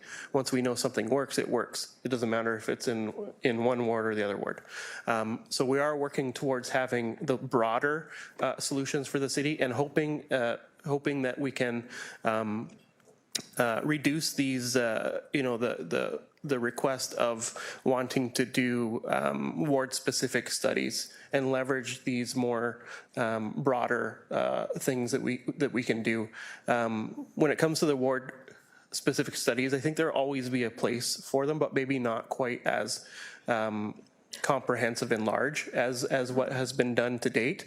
And maybe it's more of this one specific neighborhood. We want to examine this in more detail to make sure that the decisions we're making within that neighborhood are the right decisions for that neighborhood. I think gone are the days where we're looking at things in isolation. We want to make sure that we broaden our examination to say that we're not going to put an intervention on one street that's going to push the problem to an adjacent street or an adjacent neighborhood. So I'm not too sure if that completely answers your question. I hope it does, but if not, please let me know.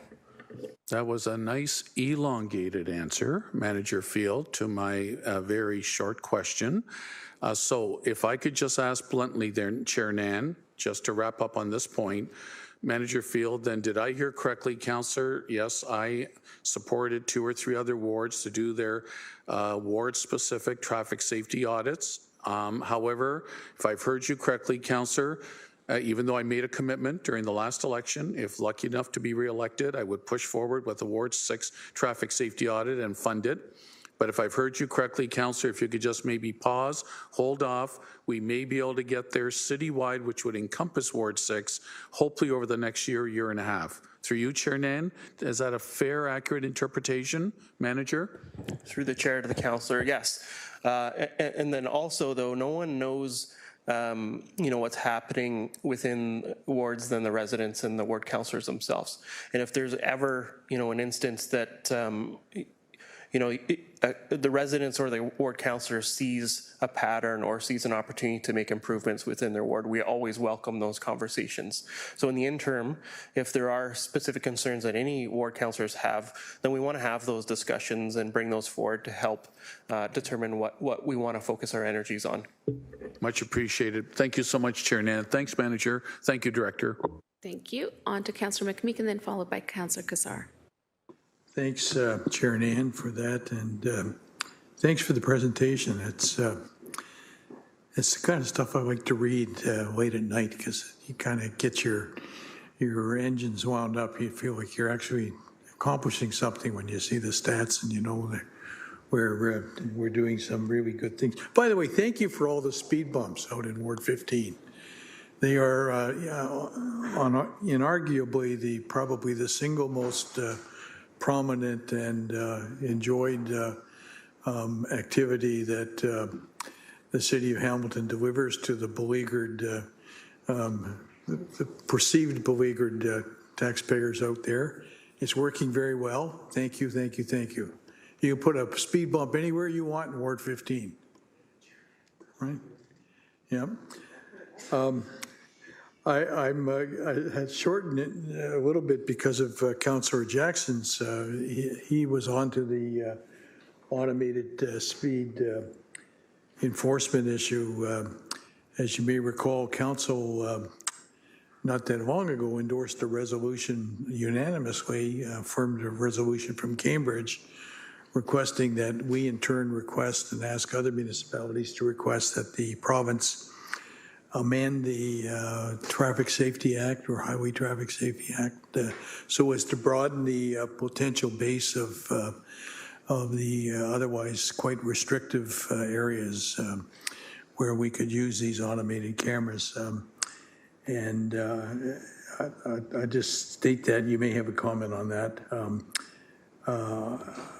I got so wound up in it. I had a staff person who was very keen who we commissioned to do some separate international and national research on this and came back with some wonderful numbers around how these are working in Europe and in Toronto. There are 75 units in Toronto, as I understand it. I know there's some problems with the courts, and we got to sort all of that out. But I can't, frankly, think of anything I'd rather do as a duly elected, responsible councillor than hammer the dickens out of these speeders who are going around residential streets and down concession roads. You know, some of them big trucks with 14 wheels going 40K over the limit. No police enforcement because they're strained. I think Councillor Danko talked about some of the budget restraints there. So I really want to, and I think I shared all that information with you. It was quite comprehensive. Our staffer, Jeff, a part-timer, did some really good work on it, and so I'm really keen to see that happen. Any update on the province or specifically about the costs? I see this as a revenue producer too, by the way. And let's not, you know, I can't think of anything better than taking money from people who abuse our streets and abuse public safety, to be frank. So those are some open-ended questions. If you could tackle those for me, Director, I'd appreciate it. I was waiting for the question, Councillor. 140, so over to you, Well, staff. the preamble's important, Madam Chair. Preambles are critical. Got it. Through the chair. So thank you, Councillor, for your comments and your questions. So with regards to an update from the province, I don't have one that I can offer you today, but I'll take that away and I'll bring that back to you. And I want to say thank you for the lengthy document your part-time staff provided, transportation. We did go through it, and there was a lot of points in there that we were already working on and were aware of, so thank you for that. With regards to ASC, we're excited to expand the program. Again, it's something we're working with our colleagues here at the city with because there's many different divisions that need to be involved as we expand the process. And it's not strictly just even the city. We need to be working, obviously, with the City of Toronto. There's the processing center. So there's a lot of things we need to be lining up in order to expand the program, but we're excited to expand it. From transportation's lens, we don't see this as a revenue generator. This for us primarily, even though some do see it that way, it is primarily dealing with safer speeds on roadways, and the quicker we can get them out there and expanding the program, that's what we'd like to be doing. So again, there's a lot of good work happening behind the scenes across many divisions throughout the corporation. And there's lots of conversations even having with larger stakeholder working groups with the City of Toronto and many other municipalities to understand how they're advancing it. And we're in step with what other municipalities are doing, I can assure you with that. Very good. Do I have a few more seconds? Oh, you actually have an hour, or not an hour, 1 minute and 35 seconds. Yeah, I couldn't take an hour, even if I wanted to. Thank you for that. The benefit, I just want to dwell on this a little bit. The benefit I see to the automated speed enforcement is the potential flexibility. You know, these units can be moved around. So if you've got a concession road that's being, you get 8 calls in a week about speeding there, you put one of those machines out there and you ticket people for a couple of weeks. and it will have the impact of slowing things down, and you can move it to where you're hearing complaints. It's not like you're going to set up permanent spots. The mobility, being the small rowboat instead of the big ocean liner kind of capacity to kind of move quickly is what I really love about it. So I know you do your best, and you've been a director, a real nice addition to the staff, and I appreciate the good work you're doing with us. Thank you. Through the chair. So, Councillor, I'm not sure, I just wanted to put this on the table. I'm not sure if a motion has come from the City of Hamilton with regards to whether we're directing it to MTO or the province. We're happy to take that away, and we're happy to draft a motion that we'd like to send to MTO and the province that actually is looking for the additional support of how we want to expand the program. Yeah, it was a motion from the City of Cambridge. And you know how we all talk about communication on issues of importance, and it was to be received, and I said, no, let's do more than receive it. Let's endorse it. And we had a brief discussion, and it was endorsed here. So it actually was endorsed by the city, but I'd be quite open to helping frame another motion if that would be helpful to get this going. Okay. Thank you. 6 seconds to spare, so we'll see some backroom work happen and bring forward a motion if that's appropriate. Next up, we have Councillor Cassar, followed by Councillor Maureen Wilson, then Councillor A. Wilson, then Councillor Taddison, then Councillor Pauls, then myself. Okay, given that list of names, I'll be very, very quick. Councillor Kretsch covered my comments around design and heavy things moving quickly, so I'll cut that out. Just speaking to the headline slide that Director Ryle presented at the very top of the presentation, that injury collisions are down 8.3% over the time period, and it's 5 years, 2017 to 2021, and then 2018 to 2022. The way I would look at the stats, the results are actually much more favorable than that, and I know that's what's getting reported. But from 2019, which was the lowest level of injury, collisions, and fatalities, there was a 22% drop in 2020, and that's been sustained every year since in this report, so the next 2 years after that. And so, negative 22% or 22% reduction, which is really positive. Yes, it hasn't gotten any better, but we've hit a very new low, which in this case is a good thing. And I just wanted to call that out because the headline of down 8.3% over 5-year chunks moving forward sounds good, but it's actually even better than that. So I just wanted to draw committee's attention to that and make sure that there's recognition for that work that's been done. Thank you. Thank you, Councillor. Councillor Maureen Wilson. Thank you, Chair Nam. So I just beg the indulgence of staff for a minute so that I understand the numbers in the report properly. So my first question is just seeking clarification. So so I can report factually to the residents of Ward 1, the total collisions in 2022 are 8,087. I'm trying to understand, of that number, that I have the accurate count, and I'm breaking it down into 3 columns: pedestrians, cyclists, and drivers, cars. So of the 8,087, of that number, 212 were pedestrians. Is that correct? And if it's not appropriate to seek this clarification now, I can certainly do it online. I just thought it would be helpful.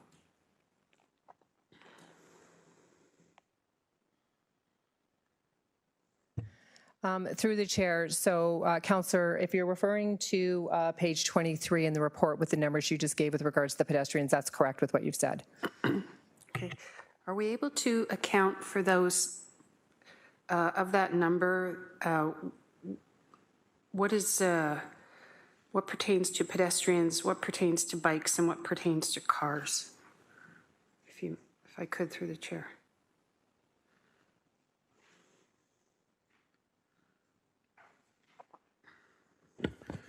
Through the chair to the councillor. So you you're accurate in bringing up the total number of collisions. And then on page 23, the blue bar is 212. That is the pedestrian total. Right. And then the green one is the cyclist total, which is 128. Okay. 212, 128. And is it fair to say, through the chair, the remainder would be vehicular collision only? Through the chair to the councillor, that is correct. Okay. So of the 212 pedestrian collisions, 9 were fatally injured. Is that correct? Through the chair to the councillor, 9 individuals tragically lost their life in 2022, pedestrians, in 7 traffic collision incidents. We had one collision that everyone will never forget at the Delta, where there were multiple fatalities in one collision. So there is, it's a little bit, can be a little bit confusing in our report because we report on the number of incidents, and multiple people can die in an incident. So there is a difference, but you're correct. 9 individuals across 7 incidents that involved pedestrians. Thank you. And the fatalities with respect to vehicular occupants is 6, 1 cyclist and 2 motorcycle drivers, for a total of 18 fatalities. Through the chair to the councillor, that is correct. Okay, thank you. So if I could shift then, if I've got that correctly, to the other statistic, which in my opinion is the statistic that matters all the time, every time. 89.2, so for argument's sake, 90% of all pedestrian collisions resulted in an injury between 2018 and 2022, while 2.7% resulted in a fatality. So 90% of the time, when a pedestrian is hit, they are hurt. They could be hospitalized. They could be off work as a consequence of being hit. They could be living permanently a life of chronic pain. They may not be able to return to work, period. So with that in mind, I am trying to better understand that as my starting point. So moving forward, could you, I wasn't sure I understood the statistics with respect to the vehicular type involved in collisions. I thought I read that it's overwhelmingly cars, but I am trying to understand the statistic of what the vehicle is involved for pedestrians being injured. Please and thank you.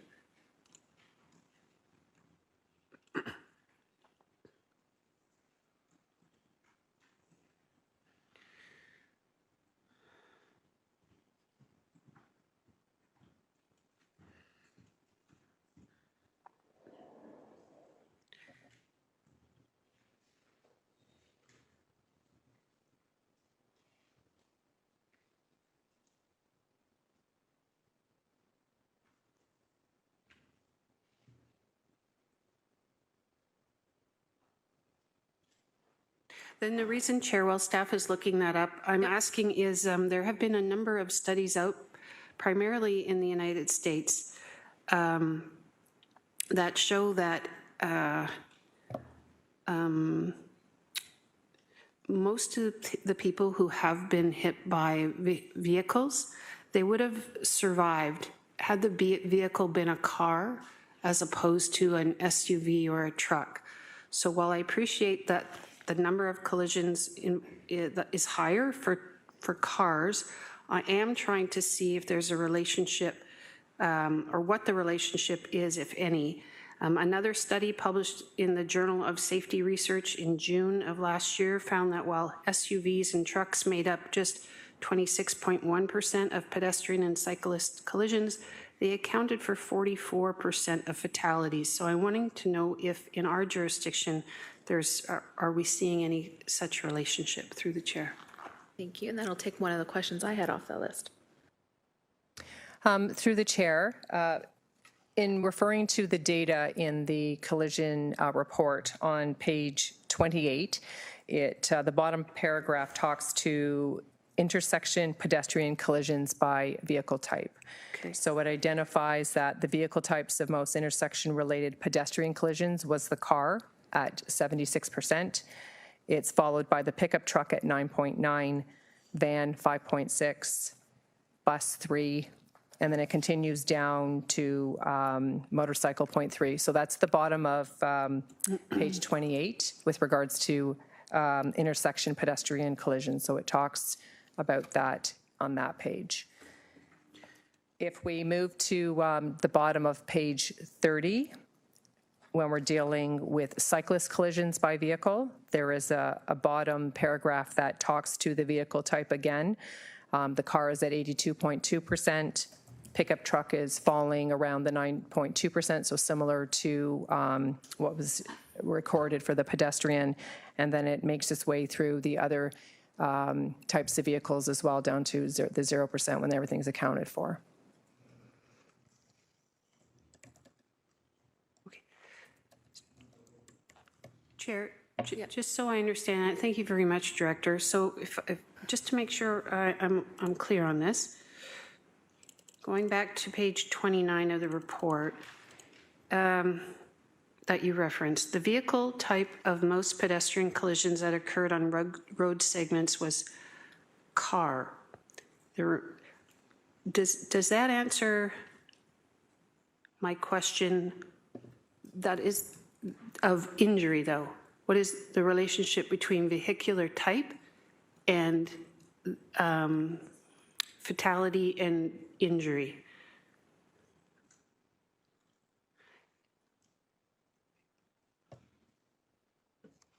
Through the chair to the councillor, at the top of page 29, thank you. It talks about the vehicle type of intersection-related injury and fatality for pedestrian collisions. And they were cars at 76.5%, followed by pickup trucks at 9.5%, vans at 6%. I believe that's the information you were looking for. Okay, thank you. I'll go back to that on my own accord. Thank you very much, Manager Field. The question I would ask is, what is the role of council and what is the role of policy in informing a decision about design? And if I can take Councillor Crutch's, when he kicked it off, a decision on Queen Street South. To be fair to staff, here's my understanding of the history of that conversion. It started with an on-the-ground environmental assessment led by the ward councillors of the time, wards 1 and 2, with residents doing a walkabout and residents identifying problem areas. It was identified as a street for conversion, and then it was held up for a number of years because for political reasons. Then one day the skies parted. Someone woke up and said, yeah, okay, let's convert it. And that happened in 2017. But the council allotted a budget for only from curb to curb. That wasn't staff's responsibility or role. It was council's responsibility and role. Or it was council's decision, rather. So council did my opinion, staff did the best job that they could with what direction they were given. My question is, in moving forward with what we know now, is it still ultimately the role of council in determining the design, particularly of arterial roads, or is it, does the chief engineer bear any particular heightened responsibility or role? That's my question. And if staff prefer not to answer that, I can understand. I'm not wanting to drag you into a political discussion, but I do think as we're moving forward, it would be important clarity to be brought. Thank you, Councillor. GM? Through the chair to the Councillor, General Manager Carlisle Can. Road safety, we work with a number of divisions within Public Works to ensure that we do that. Typically, the engineer of record will look at all criteria, including the safety aspects of the road, and they would include that in their design. We do have the ability through our complete street guidelines to maybe enhance those requirements. As you noted, there is a design or cost impact to it. I think for us as a community, we have to make that statement as we go forward. I am working with the Director of Engineering Services and also the Director of Transportation in addressing that. And more recently on Thursday, I was at the Regional Public Works Commissioner's table. And one of the things we were discussing, as it was alluded to, vehicles are changing. Electric vehicles are heavier, they're lower set. The bumpers along the road, they don't do the job anymore. So we are looking at it holistically and we're advocating for change. So I think it's all those things coming together. And if Director Kennedy wanted to add to that, especially the piece around the engineer of record, and we can set the requirements of the criteria when we design and we build and reconstruct our roads. Thank you. Jackie Kennedy, Director of Engineering Services. Just further to Carlisle's point on the engineer of record and our role on that, there are, of course, degrees of safety that we can implement based on the road and the goals that we're trying to achieve. And so that is part of our role, is to advise and provide guidelines and recommendations of what we suggest are to be implemented, such as the Complete Streets Guideline, and working within policies and objectives like Vision Zero, and bring that forward to Council, get those approvals, and then work on our street designs with those in mind. So that's the role that we will play. If there is something that is not safe, we won't put it forward. But as I've said here as well, it's not always a matter of it being black and white, and there's always driver behavior to take into place as well. I don't know if the transportation folks want to add into this discussion as well. Thank you. Through the chair to the councillor, I think, and I've talked about this a little bit before, especially at the Main Street two-way conversion public consultations, that the council's approval of the Complete Street Design Manual is a game changer for the city. It provides the framework and the instructions for us as staff on how we address the types of projects that Director Kennedy was talking about and GM Con. And I think that's a role from my perspective where council plays, is making sure that we have that framework in place as a municipality, that we apply that framework the way that it's intended. That, for me, that's the big difference between the Queen Street two-way conversion when it happened in the past, and if it were happened today, we would have different tools as a council and as staff to look at and apply that lens to the project. And that's kind of the kind of evolution of the way that we're looking at applying those principles to reinforce or help achieve the goals of Vision Zero going forward, is making sure we have that stuff in place and that we're utilizing it, and that we're constantly evolving those practices. I like using the phrase that roadway safety is not a static thing, something that needs to change and evolve over time, and that's just evidence of how as a municipality we're changing the state of affairs going forward and getting better at making sure we have our designs and the scope of work and our investments in alignment with really what we're trying to achieve as a municipality. Thank you for those questions. Thank you, Councillor Wilson. That does exhaust your time. If you need a second time, we'll add you to the list. Next up is Councillor Alex Wilson. Thank you. And through the chair, maybe to just start with a super back to basics question. What's this report? Why does it matter? Why is this even useful information to get? Is it based on kind of the fundamental assumption that if we know where collisions are happening today and where they've happened in the past, we can better respond and prevent collisions in the future? Is that essentially why this matters? Through the chair, so thank you for the question. So yes, it's what the document is it's statistical empirical data that's happening out on the roadways. So we're able to chart the severity and the number of collisions that are occurring on a road segment or at an intersection. And the importance of that information assists us in putting our work plan together to assist with how we're going to review, assess, and change the dynamic of what's happening out there from a road safety perspective. This is one piece of the puzzle, again, that rolls into the larger Vision Zero vision. The strategy that was approved in 2019. And again, this is not static. It's something that we're learning from this information. It's educational. We're being informed, and then we're translating it into our work plans year after year.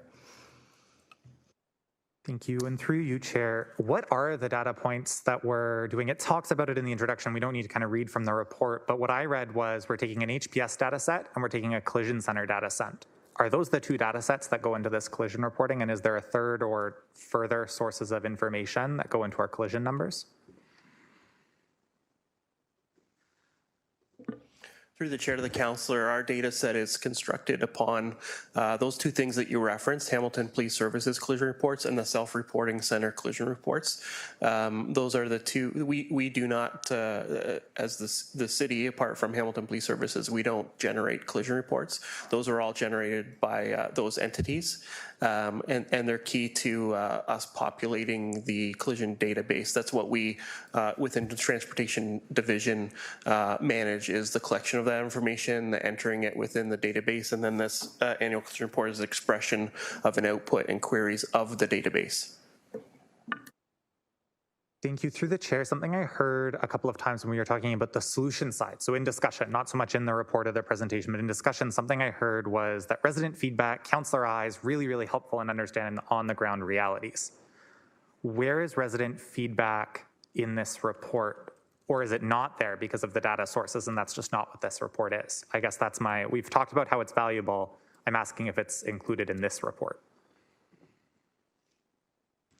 Through the chair, so with regards to the presentation of the data today, this is dealing with information that's related to an injury or a collision on a roadway.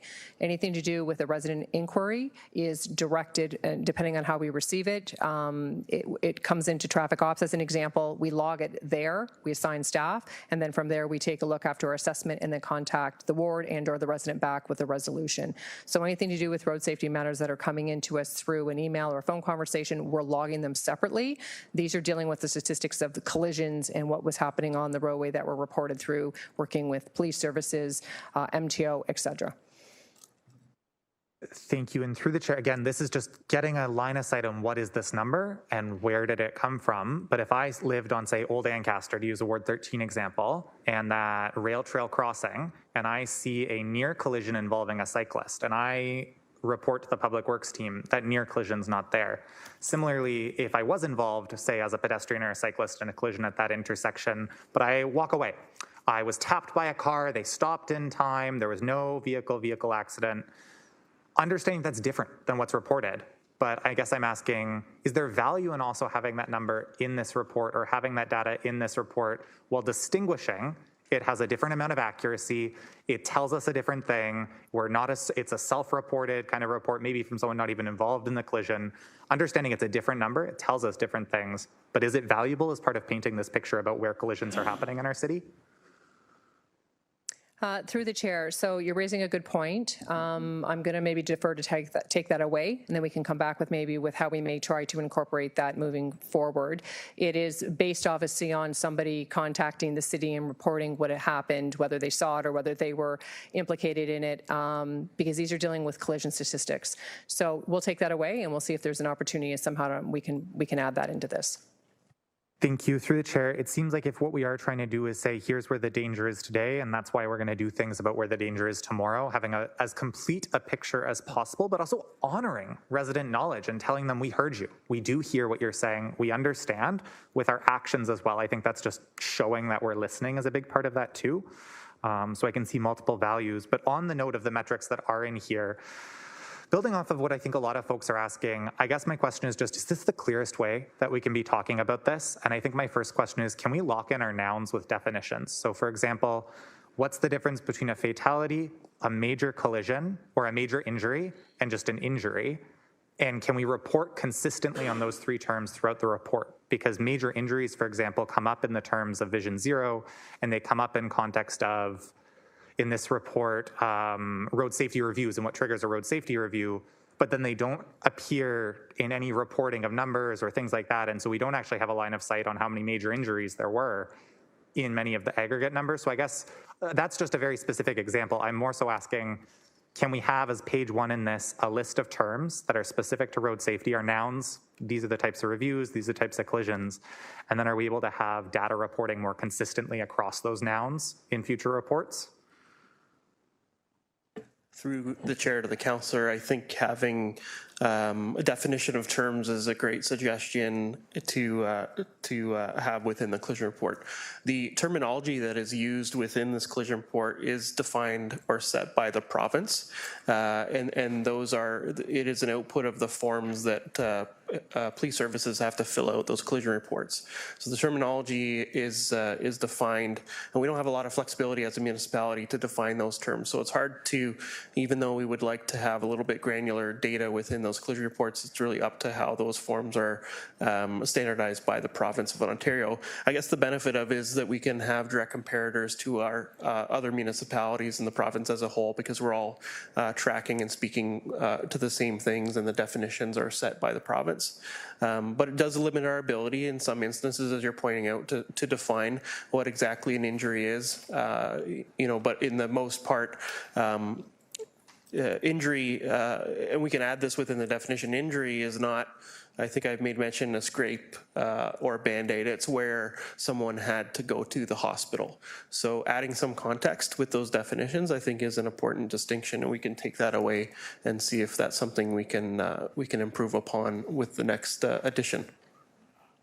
Through the chair, really grateful for that answer, but I do think it tells us something that I just want to make really clear. So there's way more than 8,093 collisions in 2022 then, because this only that number doesn't include the scraped knees. That number doesn't include all of those other things because they didn't enter into the data set. Through the chair to the councillor, if a collision is reported to Hamilton Police Services or the self-reporting center, it is in here. But if someone is injured or struck by a vehicle or that matter, if it is not reported to the police or the self-reporting center, it does not appear in this. You're correct. Perfect. Thank you. And again, not a value statement, just I think it's really important, especially given that this is such an issue. It's a council priority, public really cares, like just making sure we know what we're talking about when we're using these words and what this report says. Another question is about the scope. So really agreed with a statement that was in the presentation that we have to focus on the biggest areas of concern first. 100% in agreement, not going to hear disagreement from me on that. But then what we've done is we've only presented that area of most need with a very narrow lens, if that makes sense. So for example, there's a database, there's this list that Roads has a big list, clearly more than 10 things on it. By focusing on the 10, have we done our whole city? Like, I guess that's my question, is what should be the focus, or what should be the breadth of this report's focus to include the whole city? Does a top 10 list, is that the right level of granularity? Or is having a larger list that implicates more of the city? I'm not requesting a by ward list because I think that moves us away from the prioritization element, but I guess I'm wondering, I know there are folks who care about road safety and are gonna feel, in looking at this report, that their concerns don't matter because they're on the other side of the 403, and there's nothing on the other side of the 403 that's a priority area. That just means it's not in the top 10. It doesn't mean we don't see their concern. It doesn't mean their concern isn't valid. Wondering maybe how staff feel about, in the 2023 data set, what that right level of breadth or that right level of focus is. Through the chair. So thank you, Councillor. I'm not sure if I've understood your question, but let me make an attempt at it, and maybe you need to provide some further clarification. So the information provided within the report is dealing with the total number of collisions that happened on all the roadways throughout the city, those that were reported. I guess I'm not understanding, maybe you can expand a little bit on the comment about the concerns from certain wards that it's not being considered. So for example, the one slide I presented was just identifying the top 10 intersection locations or the top 10 segment locations, that was based on the number of incidents and occurrences that were happening at those. And we are prioritizing those top 10 to try and address them as quickly as possible, the short, medium, and long term. So maybe you can just expand. The question is regarding, Director, the remainder of the city and what the map might look like if the number was not the top 10 intersections or roadway segments that have collisions, but to be able to articulate the citywide issue so that everybody is being heard and seen in these reports. Through the chair to the councillor, part of the Vision Zero program is the education engagement piece for sure. And a really great resource that I like to point residents to when they have questions is the Vision Zero dashboard. On the dashboard, it has an interactive map that you can query based on a number of factors and really zero in on your street or neighborhood to see what the collision activity has occurred, and even in some instances what type of interventions have been included. Also, we have the complete data set published on the open data platform, the city's open data platform. So if there's any residents out there that are good at crunching numbers and using data sets, that's available for download too. So we do have all that information available publicly.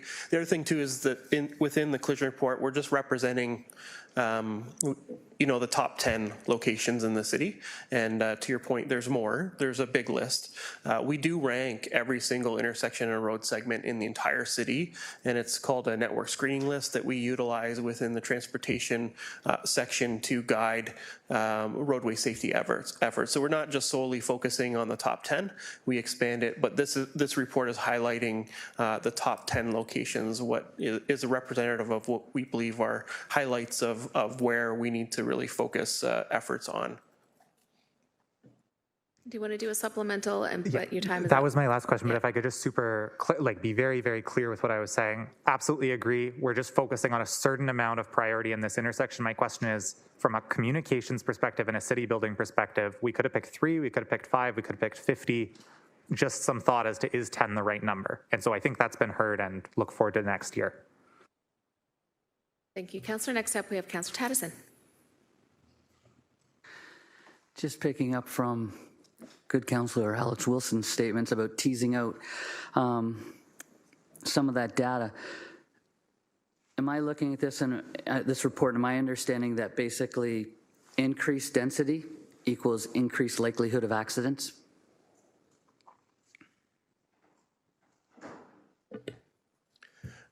Through the chair to the councillor, yeah. So more volume means more conflicts, more opportunities for collisions. There is another way of looking at things, and I made reference to the network screening list. So the information that's contained within this collision report is the most frequent location. So to your point, if there's more cars traveling through an intersection, there's more opportunity for collisions to occur compared to an intersection doesn't see as much volume. The network screening list that we utilize also as a supplementary thing within our section looks at a number of other factors, including volumes and built environments and a lot of other technical, non-technical pieces that then looks to rank locations in a different way, not just focusing solely on frequency of collisions, which is a good distinction to make. I mean, we're trying to present information that's simple and consumable that a lot of people can relate to, but there are a lot of factors, I think, to the point that you're trying to make, is that there may be an intersection that has far lower volumes, but the percentage of collisions and fatalities is higher as a result of it. And that is not necessarily appearing in this report, but appears in different means. And we use that information to guide our Vision Zero actions as a division. Thank you for that answer. And then I guess just in following up with something that Councillor Crutch was stating, that as our big goal here is intensification and infill. So is that built design being accommodated to better our roads as we're basically putting intensification on existing roads that didn't have those numbers of people living on them before? Through the chair, thank you, Councillor, for the question. So with regards to just the coordinating efforts that are going on, it's fair to say that there's a lot of good work happening between planning, transportation, and engineering here. I'm not sure, we do have Brian Hollingworth on the line. I'm not sure if he's available. He might want to add anything. But with regards to development and intensification, those conversations are happening between the collective divisions from an awareness perspective. But I'm happy to have Brian answer any question regarding development intensification. Yeah, Brian Hollingworth, Director of Transportation Planning and Parking. We certainly do strive to achieve more complete streets Vision Zero through every development application.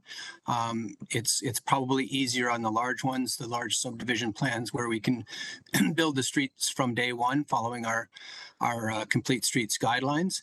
In other cases, which the councillor is well aware of, development has got ahead of some of those improvements. So those are the challenging areas where the arterials were built to an older standard or rural standard, and development is taking place. So in those cases, we look to broader improvements through the development charges, through our transportation master plan, and as much as we can do through development projects themselves. Thank you. Councillor? And thanks for that answer. I'm just going to change focus here a little bit. I represent a mostly rural ward that operates with borders that are from other municipalities. And I was just wondering, do those shared roads present extra challenges to make the necessary changes? And if so, what are we as a city doing about that? Through the chair to the councillor, we have boundary road agreements with our adjoining jurisdictions, and sometimes we split the road right down the center, and other times we take full kind of responsibility of road segments as a municipality. I would say the ones that are split down the middle are a bit more challenging for us to manage, especially if we see a need or the adjoining jurisdiction sees a need and we have to come together to come up with a solution. The ones that are solely within our jurisdiction or an adjoining municipality, those are a little bit different to deal with, but we do need to recognize that that roadway safety is important no matter if you live in Haldimand County or you live in Hamilton. And when we have residents who live on roadways that is within the boundary of the city of Hamilton, however, a different municipality has responsibility of managing the roadways. Those can be challenging in expressing those concerns to our counterparts and having them action changes within roadways that they have the responsibility to make. So yes, it is more challenging on those boundary roadways. And I guess because again, like even just you can see stretches of road in a rural highway or a rural road, basically 60 kilometers. Hamilton looks after it. 80 kilometers. West Lincoln looks after it. 60 kilometers. So just if there's any way that we can recognize that and reach out to our neighboring municipalities to perhaps adapt the same Vision Zero, and so that we can bring some sort of coordination that makes sense to the roads as opposed to just fast, slow, that would be appreciated. Thank you. Thank you, Councillor. Next up, we have Councillor Pauls and then myself. Councillor Pauls? Okay, right. Thank you. It's been a long day and a robust conversation here. So all my questions almost all answered, except I want to ask through the chair, just one question, maybe two. Is there a comparison of data or stats with other cities our size? And if they're so, where do we stand? Through the chair to the councillor, there is one statistic that Director Ryle pointed out, where we're comparing ourselves for fatalities against the provincial average, where we have a lower fatality rate for pedestrians and cyclists compared to the provincial average. There is municipal benchmarking that has some other municipalities, and we can compare ourselves against them. The issue is that there's a lot of there's a lot of differences in municipalities from the built environment, or even from province to province. Their related traffic acts are different, and the rules are different. For instance, in the province of Ontario, pedestrians do not have the right of way, according to the Highway Traffic Act, excuse me. However, other provinces, they give right of way to pedestrians. And then we have the differences of regional municipalities versus the two-tier municipalities. And comparing data, we have to be very careful in that we're trying to compare apples to apples the best we can. So there are comparative statistics. It's hard to say that how we compare to those municipalities, but when we look at ourselves against the provincial average, we are doing better than the provincial average, and there is some indication of that within the report. Well, that's good to know that we're doing better. But anyways, the next question maybe I will ask. We know there's a high cost of doing road audits and conversion of roads. And knowing this, do we have reports or stats of the type of accidents and the reason why that accident occurred, or the cause of the accident, whether it was road construction or it was a human error? Do we have the reasons why those accidents happen? Yes. Could it be human error or not? Or is it road? Just a moment, Councillor. I can't hear you. Just a moment, Councillor. Through the chair to the councillor, the types of collisions are contained within the report, but the causation or the factors of what that caused that is not in there. That is really contingent upon receiving information from Hamilton Police Services. When they do their investigations, they will try to make a determination on what the primary cause of a collision would be. Sometimes that is very clear, and other times it's not so clear. So that data is not in there. I think the focus of this is looking at the types of collisions that are occurring and focusing on those types of collisions, and then building on the the roadway safety principles to in the built environment, the operations of the road network to attend to those types of collisions. However, it does make reference to instances of impaired driving within the report, of distracted driving and speeding. That is information that we look at. But again, it's generated by Hamilton Police Services based on their investigation of collisions. I think that's important to have. Because last year on Upper Wentworth, we had 2 accidents. One was a bicycle, a man going to work, and one was a pedestrian. And it happened within a month apart. And the reason wasn't because of the road. It wasn't because anything, but distraction of the person driving. So this, we have to make sure the public knows. Education, it's not just because of the road. It is distraction.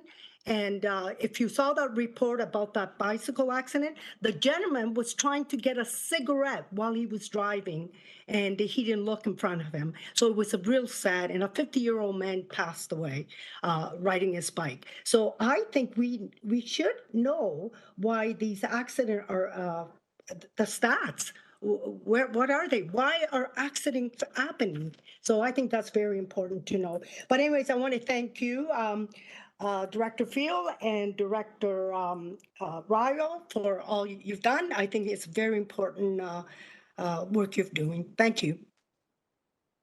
Thank you, Councillor. If you can hold the chair. Yes, I will. A couple of questions. Thank you so much. Go ahead. Through you, thank you to staff for the report.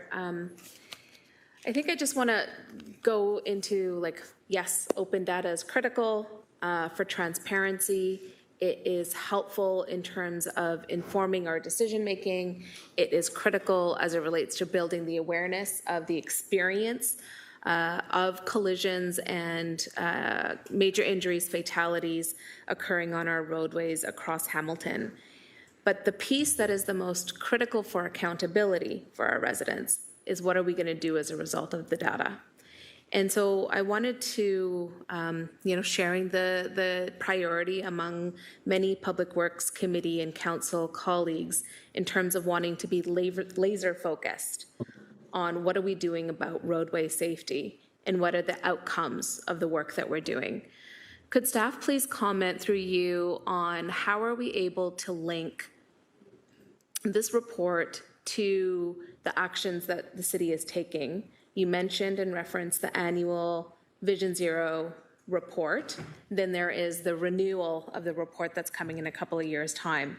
Is there any capacity by which we might be able to bring these stories together for our residents in a much more clear way?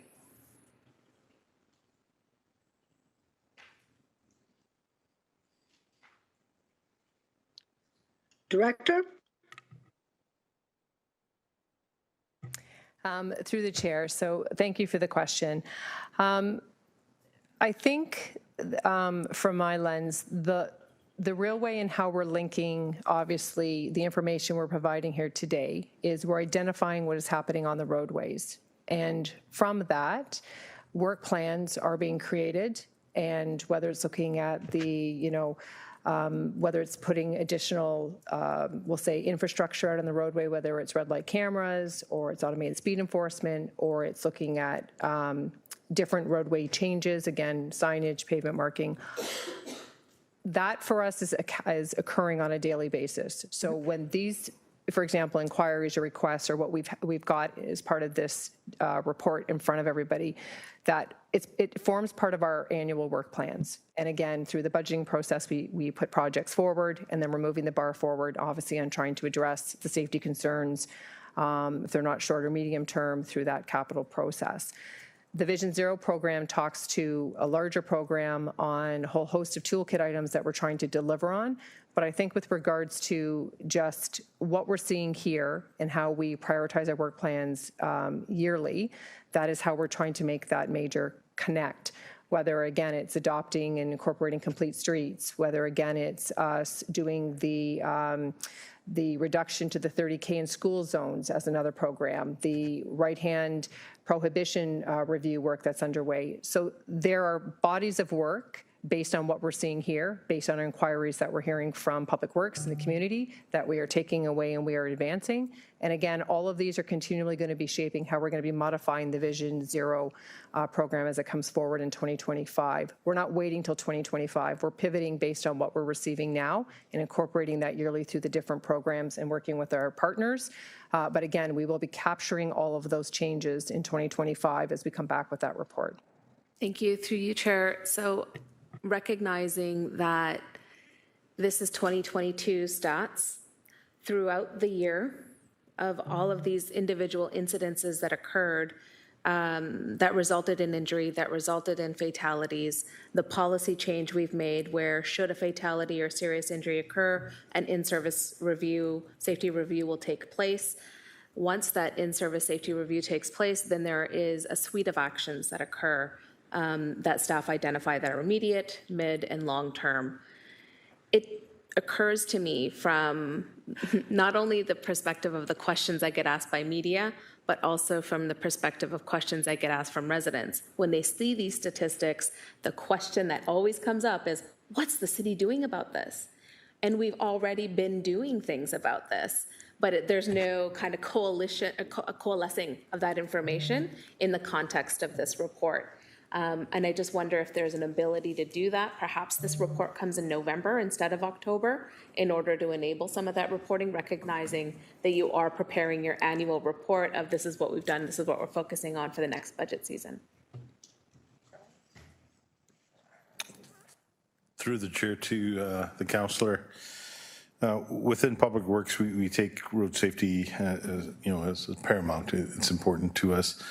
We have a number of tools in the toolbox, and as we continue to flip over the pieces and put them together in a way that the picture emerges, to speak very philosophically, the picture is also evolving, so the things that we do today will differ and be refined as we go forward. I think what's key here and critical here is communicating not only to this council, but also to the public on what we're finding and how we, working with the public, can change the rate of incidents within our roads and what's happening there. So we will take that back as actions. We will continue to work with, not only within the city of Hamilton, but this is an issue across most municipalities. And we're going to leverage, I guess, lessons learned and also share experiences so that we can do better and bring that forward as we look at our infrastructure, our roads. Is it a design flaw? Is it a design deficiency that needs to be addressed immediately? Or is there something as we move forward that we can do better and design into our future roads? But we will definitely take that under advisement. And I think the point of your statement and your question underscores kind of being proactive and looking to the future as opposed to just getting stuck. So by all means, thank you for the comment. Thank you. And through you, Chair, Sorry, Councillor Nan. Councillor Pauls had to leave. Could you please turn the chair over to another councillor? Councillor Taddison, he's on deck. That's acting deputy mayor. Oh, you're acting deputy mayor as well? So much more appropriate that I asked you to step in as vice chair. Thank you. Through you, my question is really about getting to that future report, recognizing that the analysis of this data does lead us towards what are the citywide policy changes that staff are recommending that come in that larger report, which I totally get. But it's that piece about those now in-service reviews, and these are the steps that were taken within that year that just enables us then as councillors to respond to the questions that we get. Thank you. I'll take back the chair. Thank you, Acting Vice Taddison. Thank you. Deputy Mayor. Okay, Deputy Mayor Taddison and Acting Vice Chair of Public Works Taddison. How's that? Any other labels you want today? Awesome. So that exhausts our speakers list. Did we have a mover and seconder on the presentation? No. We kind of did go right into presentation and report, so we'll just right away, if we can, Councillor Alex Wilson and Councillor Taddison on the presentation. Let's approve that and then do the vote on the report right afterwards. And thank you again to staff for the robust responses to the many questions from committee members on the report.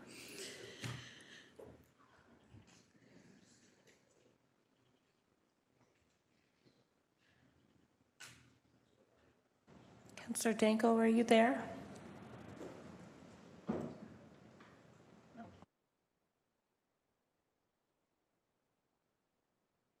So we can mark Councillor Danko as absent. Thank you. And then on the report, receiving of the report, so moved by Councillor Beattie. You haven't had a chance to get on the docket today. How about you? Anybody else not been on the docket yet? Councillor Francis, thank you.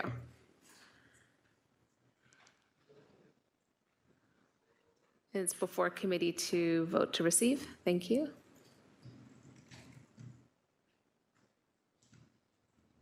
Is it receive or approve? Receive. Okay. And that carries on to item 10 on the agenda, public hearings. First up is 10.1, proposed permanent closure and sale of a portion of roadway allowance abutting 1241 Governors Road, Flamborough, PW Report 23063 in Ward 13. As required under the city's bylaw number 14-204, public meeting is required. Notice of this public meeting was provided and posted on the City of Hamilton's website. The notice advised that anyone whose lands are prejudicially affected may appear before committee. And clerk, have there been any delegates who've registered? Chair Nan, there are no registered delegates. Thank you. Are there any members in the public wishing to speak on this matter? Going once, don't see anybody in the gallery. Maybe there's somebody coming up the stairs, going twice. And for the third time, any member of the public wish to come forward to speak on this matter? Seeing none, may I please have a mover and seconder to close the public portion of this meeting? Councillor Spatafora, thank you. And seconded by Councillor Beattie. And now a vote to close the public portion of the agenda. or this portion of the meeting.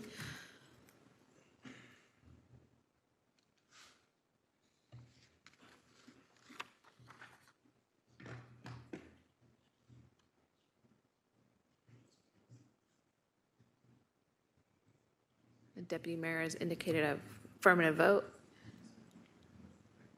That carries. On to the report. May I please have a mover and seconder to put the report on the floor? Yeah, Councillor Beattie, thank you. Councillor Crutch for seconding. Any questions? We do have our director available to respond. Councillor Crutch, thank you. No questions, just a expected alleyway comment. It's not an alleyway, so that's all my comment was. A non-comment. Thank you very much, Councillor Crutch. Any other questions? Seeing none, please vote.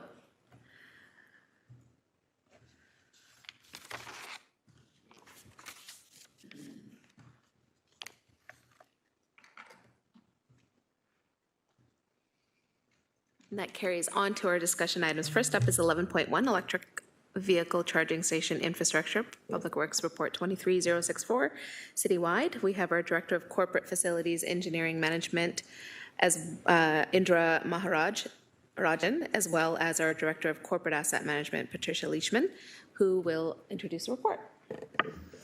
Yes, good afternoon. Pat Leishman, Director of Corporate Asset Management. I'm here to speak to this report. It relates to the Green Fleet Strategy, which was approved by Council in 21. In that strategy, it speaks to the purchase of 89 electric vehicles. Obviously, to use 89 vehicles, you need a way to charge them. This report is asking for a funding increase in order to be able to install the 49 charging stations across 18 hub sites. Why the increase? At the time, the initial budget request was for $600,000. That included the actual purchase of the charging stations themselves, as well as around $200,000 for the electrical infrastructure. With the best possible information available and the best possible team around the table, that information was pulled together. They also had the insights from a small pilot project that had been run at the Rymal Road Yard, where 2 smaller charging stations were installed. Despite the best information and the best knowledge around the table at the time, we have now learned that there's much more to this sort of an installation than we had initially anticipated. And that's why that initial $600,000, which is being 50% funded through a Natural Resources Canada funding agreement, has now needs an additional $1.35 million in order to be able to complete this install. The recommendation is for $534,000 of that to come from the Climate Reserve. That is in agreement with Dr. Lukasik, as well as the senior leadership team. The other 142 from the capital tax, sorry, just lost my chain of thought there with my notes. 534 from the Climate Reserve, 142 from the unallocated capital levy reserve. And then the hope is that the other 50% will be picked up by Natural Resources Canada. We have had conversations with them. They are supportive of continuing or to expand their grant application with us. However, they're waiting for council approval on our end before they come back with a firm answer on that. So I just want to point out that this is the first major electric vehicle charging station project that the city has implemented, much, much larger than the small pilot that was done previously. It is 49 charging stations across the 18 hub locations, as I mentioned. Given that, we've learned a lot through this. And Director Maharan and myself have learned that we believe we now have things in place so that this will not happen again on future installations. But we did have some disconnects, and that is what is driving the funding increase. Thank you for that overview. May I please get a mover and seconder put the report on the floor, and then we're open for questions. Councillor Taddison and Councillor A. Wilson. Any questions? Sorry? I'm sorry, the screen shows the chat from WebEx. Councillor Jackson. Thank you, Chair Nan. Director Leishman, my arithmetic is just not adding up here, so please, could you just help clarify it for me? You said the original amount was 600,000, then you referenced an additional 200,000 for a total of 800,000. So today's request, Chair Nan, is for an increase of 1.35. So then if I add that to the 800,000, that means this total project, if approved, is 2.1 million through you, Chair Nan? Through the chair, sorry for the confusion. The total project was 600,000, of which 200,000 was for the electrical infrastructure. So it would be 600,000 plus the now 1.351. Thank you, Director. My apologies. So now the total amount is about 1.9 million. That is correct. Yes. And your hope is that the additional half of the increase you require will come from the Natural Resources Canada. Can you give us any indication? I mean, can't hold you to it today, but favorable feedback from Natural Resources Canada? Other municipalities are tapping into this fund. Just help me understand the hopeful percentage of success that we're going to get the other half from Natural Resources Canada. Through you, Chair Nan. Through the chair, thank you for your question. We believe it's an extremely high probability. We have had conversations with them, and they do seem highly supportive. Okay, thank you very much, Director. I'm supportive. Thanks, Chair Nan. Thank you, Councillor. No further speakers on the list, so it's before committee for approval.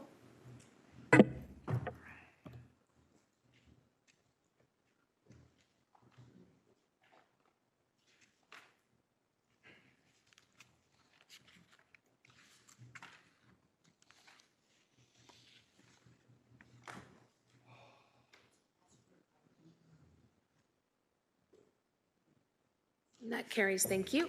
On to motions. First up, we have 12.1, Father Sean O'Sullivan Memorial Park Junior Play Equipment Enhancement in Ward 5. Councillor Francis, if you could please introduce your motion as well as your seconder. Yeah, moved by myself, seconded by Councillor Jackson. Father Sean O'Sullivan Memorial Park Junior Play Equipment Enhancement. Therefore, be it resolved that the purchase of additional junior play equipment manufactured by ABC Recreation be approved as a single source purchase pursuant to procurement policy number 11, non-competitive procurements. B, that the installation of additional junior play equipment at Father Sean O'Sullivan Memorial Park, 1139 Green Hill Avenue, Hamilton, to be funded from the Ward 5 Capital Reinvestment Reserve, number 108055, at an upset limit, including contingency not to exceed $100,000, be approved. And C, that the mayor and city clerk be authorized and directed to approve and execute all required agreements and ancillary documents with such terms and conditions in a form satisfactory to the city solicitor. I think that's pretty straightforward. Yeah, your motion says it all. Nobody's on the speakers list. So, Councillor Francis, if we have no further comments, it's before committee for vote.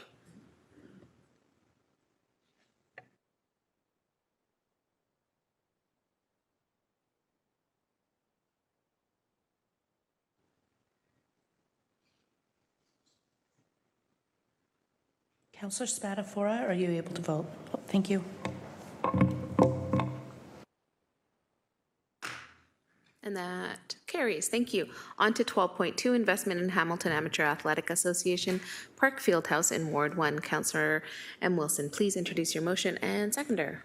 Thank you. It's moved by myself, seconded by Councillor Alex Wilson, that Public Works staff be authorized and directed to retain a prime design consultant to undertake detailed design of accessible washroom upgrades at the Hamilton Amateur Athletic Association Park located at 250 Charlton Avenue West in Hamilton. B, that the funding for the design phase of the HAAA Fieldhouse accessibility improvements at a cost, including contingency not to exceed $150,000, be funded from the Ward 1 Capital Reinvestment Reserve 108051, be approved and added to the HAAA Fieldhouse PID, that the General Manager of Public Works Department be authorized and directed to execute any required agreements and ancillary documents until such terms and conditions in a form satisfactory to the city solicitor.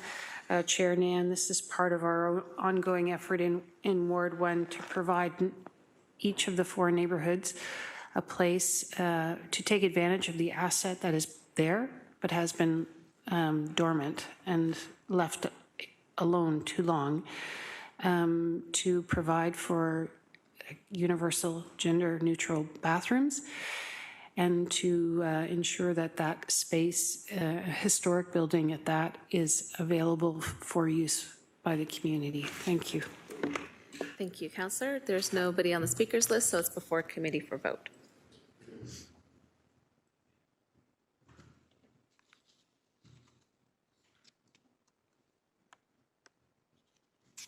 That carries. On to notices of motion. First up is 13.1, York Boulevard, Wilson Street and James Street North. Safety review and signalized intersection safety enhancements in Ward 2. Councillor Crutch first on waiving the rules. Yeah, I'm asking to waive the rules. This is inherent in the motion itself as to why there's some urgency here. I won't get into it in advance of the motion. It's seconded by Councillor Maureen Wilson. Thank you. So committee members, it's before you to vote to approve waiving the rules.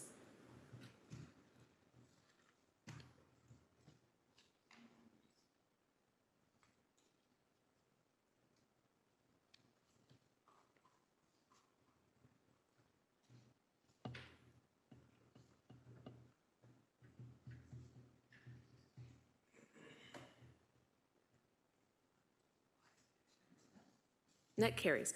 On to your motion, Councillor. I won't read it out. I will thank staff for their work on putting this motion together quickly.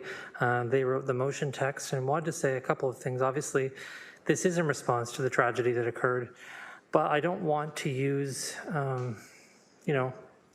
my political position to advance roadway changes. And I think that's an important distinction I want to make in an amendment that will be coming forward that says 2 things. One, staff are already doing the work of coming back, and they were going to tell us already where they were going to ask for no rights on red. What I'm simply doing here is codifying that in this report. Number 2, I'm asking for some expediency around this intersection, which has an extreme angle to it. If anyone knows, when you're going in the east-west direction, you can see how difficult it is to see down the street to be able to make any assessments on a red light about turning.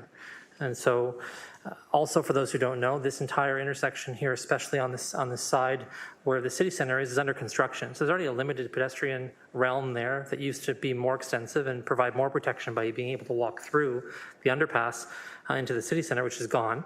So there's a bunch of things happening here that weren't existing before that are making this intersection more dangerous. So I'm asking for that to be expedited and the review to come back this quarter. And staff again have said that they can do that. In fact, I didn't come up with that timeline, they did. So this is being directed by them primarily. And the other amendment will just be seeking that it doesn't require us to come here again. So I shouldn't have to come here as a councillor and say, there's been a fatality here, I want to report back to Public Works. They already review an intersection. So when a fatality occurs, intersections are already reviewed. But the amendment is going to suggest that we come back here and get a report to Public Works so we don't have to ask for it. Every time there's a fatality in our city, we're all concerned for the family, concerned for the situation, and concerned it never happens again. But that question then lingers for us to follow up individually to find out what's happening, and then the public are asking us questions about what to do. So having those reports come back to Public Works Committee so we all know what the status of the intersection is and how it will be improved is important. I also want to say that sadly, sometimes at some intersections, that fatality indicates something we didn't know, or maybe we didn't recognize, or wasn't obvious before about that intersection. So it requires us to review it and to consider it. It should never come to that, but I recognize that there are some intersections where there are hidden things happening that we don't see because we're not observing the traffic pattern on a regular basis. This is not one of those at York and James, but I'm just being mindful of the fact that sometimes that does trigger us to be more thoughtful about the design of the road. So the motion, I'll read the therefore clauses out, and if Clerk McIntosh wouldn't mind putting up the amendments that exist to this up on the screen, and thanks to others who helped with them. But number A is just that the Transportation Division review implementing a no right turn on red restriction at the intersection of York Boulevard, Wilson Street, and James Street North. So they do a review of that as a priority and amend the traffic bylaws required in Q4 2023. So that's this quarter. B, that upon the conclusion of that analysis, in-service road safety review, that the Transportation Division report back to the Public Works Committee with the review's findings, inclusive of costs and a proposed implementation plan for Q1, and that the Transportation Division report back to the Public Works Committee on the expanded use of no right turn on red restrictions and leading pedestrian intervals at signalized intersections citywide in Q3 or earlier of 2024. And the amendments that are there is a D, that in the future, anytime there's a traffic fatality, city staff will report back the intersection roadway review findings for potential safety improvements to the Public Works Committee. Beyond that, there's one small thing that I wanted to ask staff about if I could. I think somebody else was going to introduce it, but in interest of time, I think a couple of us have other meetings to go to, myself included. The thing I've heard a lot about, and I don't know enough about, because I think it's a relatively new intervention, is this idea of not just a cycling or a PED interval, right? We talk about giving pedestrians a bit of extra lead time to get through an intersection, but the same for cyclists, where we have cycling signals, and if you haven't seen them, they exist, where we can also allow cyclists a little bit of extra time to get through an intersection. So I think it would just mean, where it says there under C, it would just mean putting turn on red restrictions and leading pedestrian and cycling intervals. And then that would allow you to look at that as well. Just wanted to ask staff if that was within the scope of what they were prepared to do before putting that in there. So I'll turn to them. Through the chair to the councillor, definitely. That's in alignment with our review, for sure. And leading cyclists or cyclist jump is used in other parts of the city and is a good way of letting cyclists and pedestrian clear through the intersections before vehicles can move, other vehicles.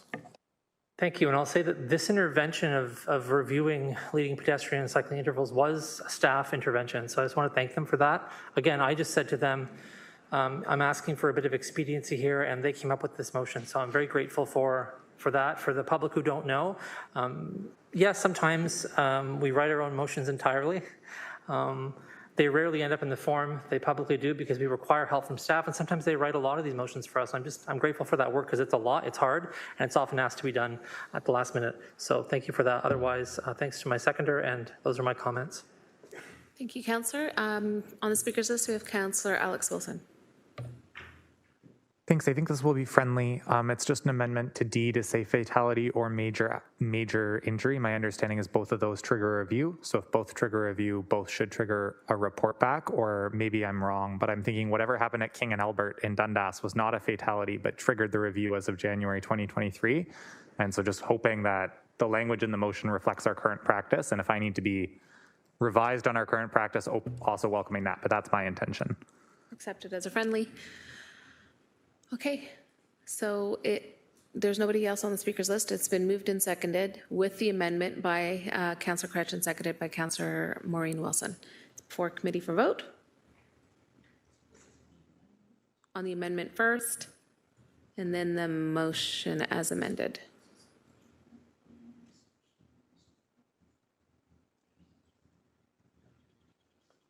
Everybody have a chance to vote?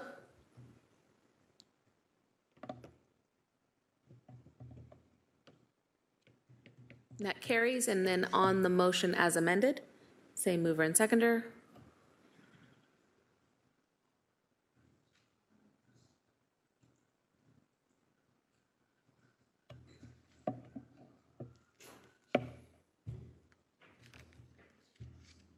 Councillor Tattison is a thumbs up. That carries on to general information and other business. First up is amendments to our outstanding business list. May I please have a mover and seconder to approve the amendments? Moved by Councillor A. Wilson, seconded by Councillor Beattie. Any discussion on the amendments to the OBL? Seeing none, it's before committee for vote.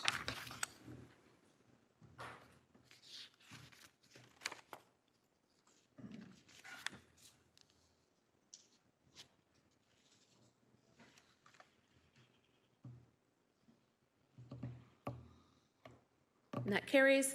On to adjournment. May I please have a mover and seconder, Councillor Taddison, seconded by Councillor Spatafora. Any discussion on adjourning? No. Please vote. And thank you to all the staff in your preparation for today's presentations as well as your reports today.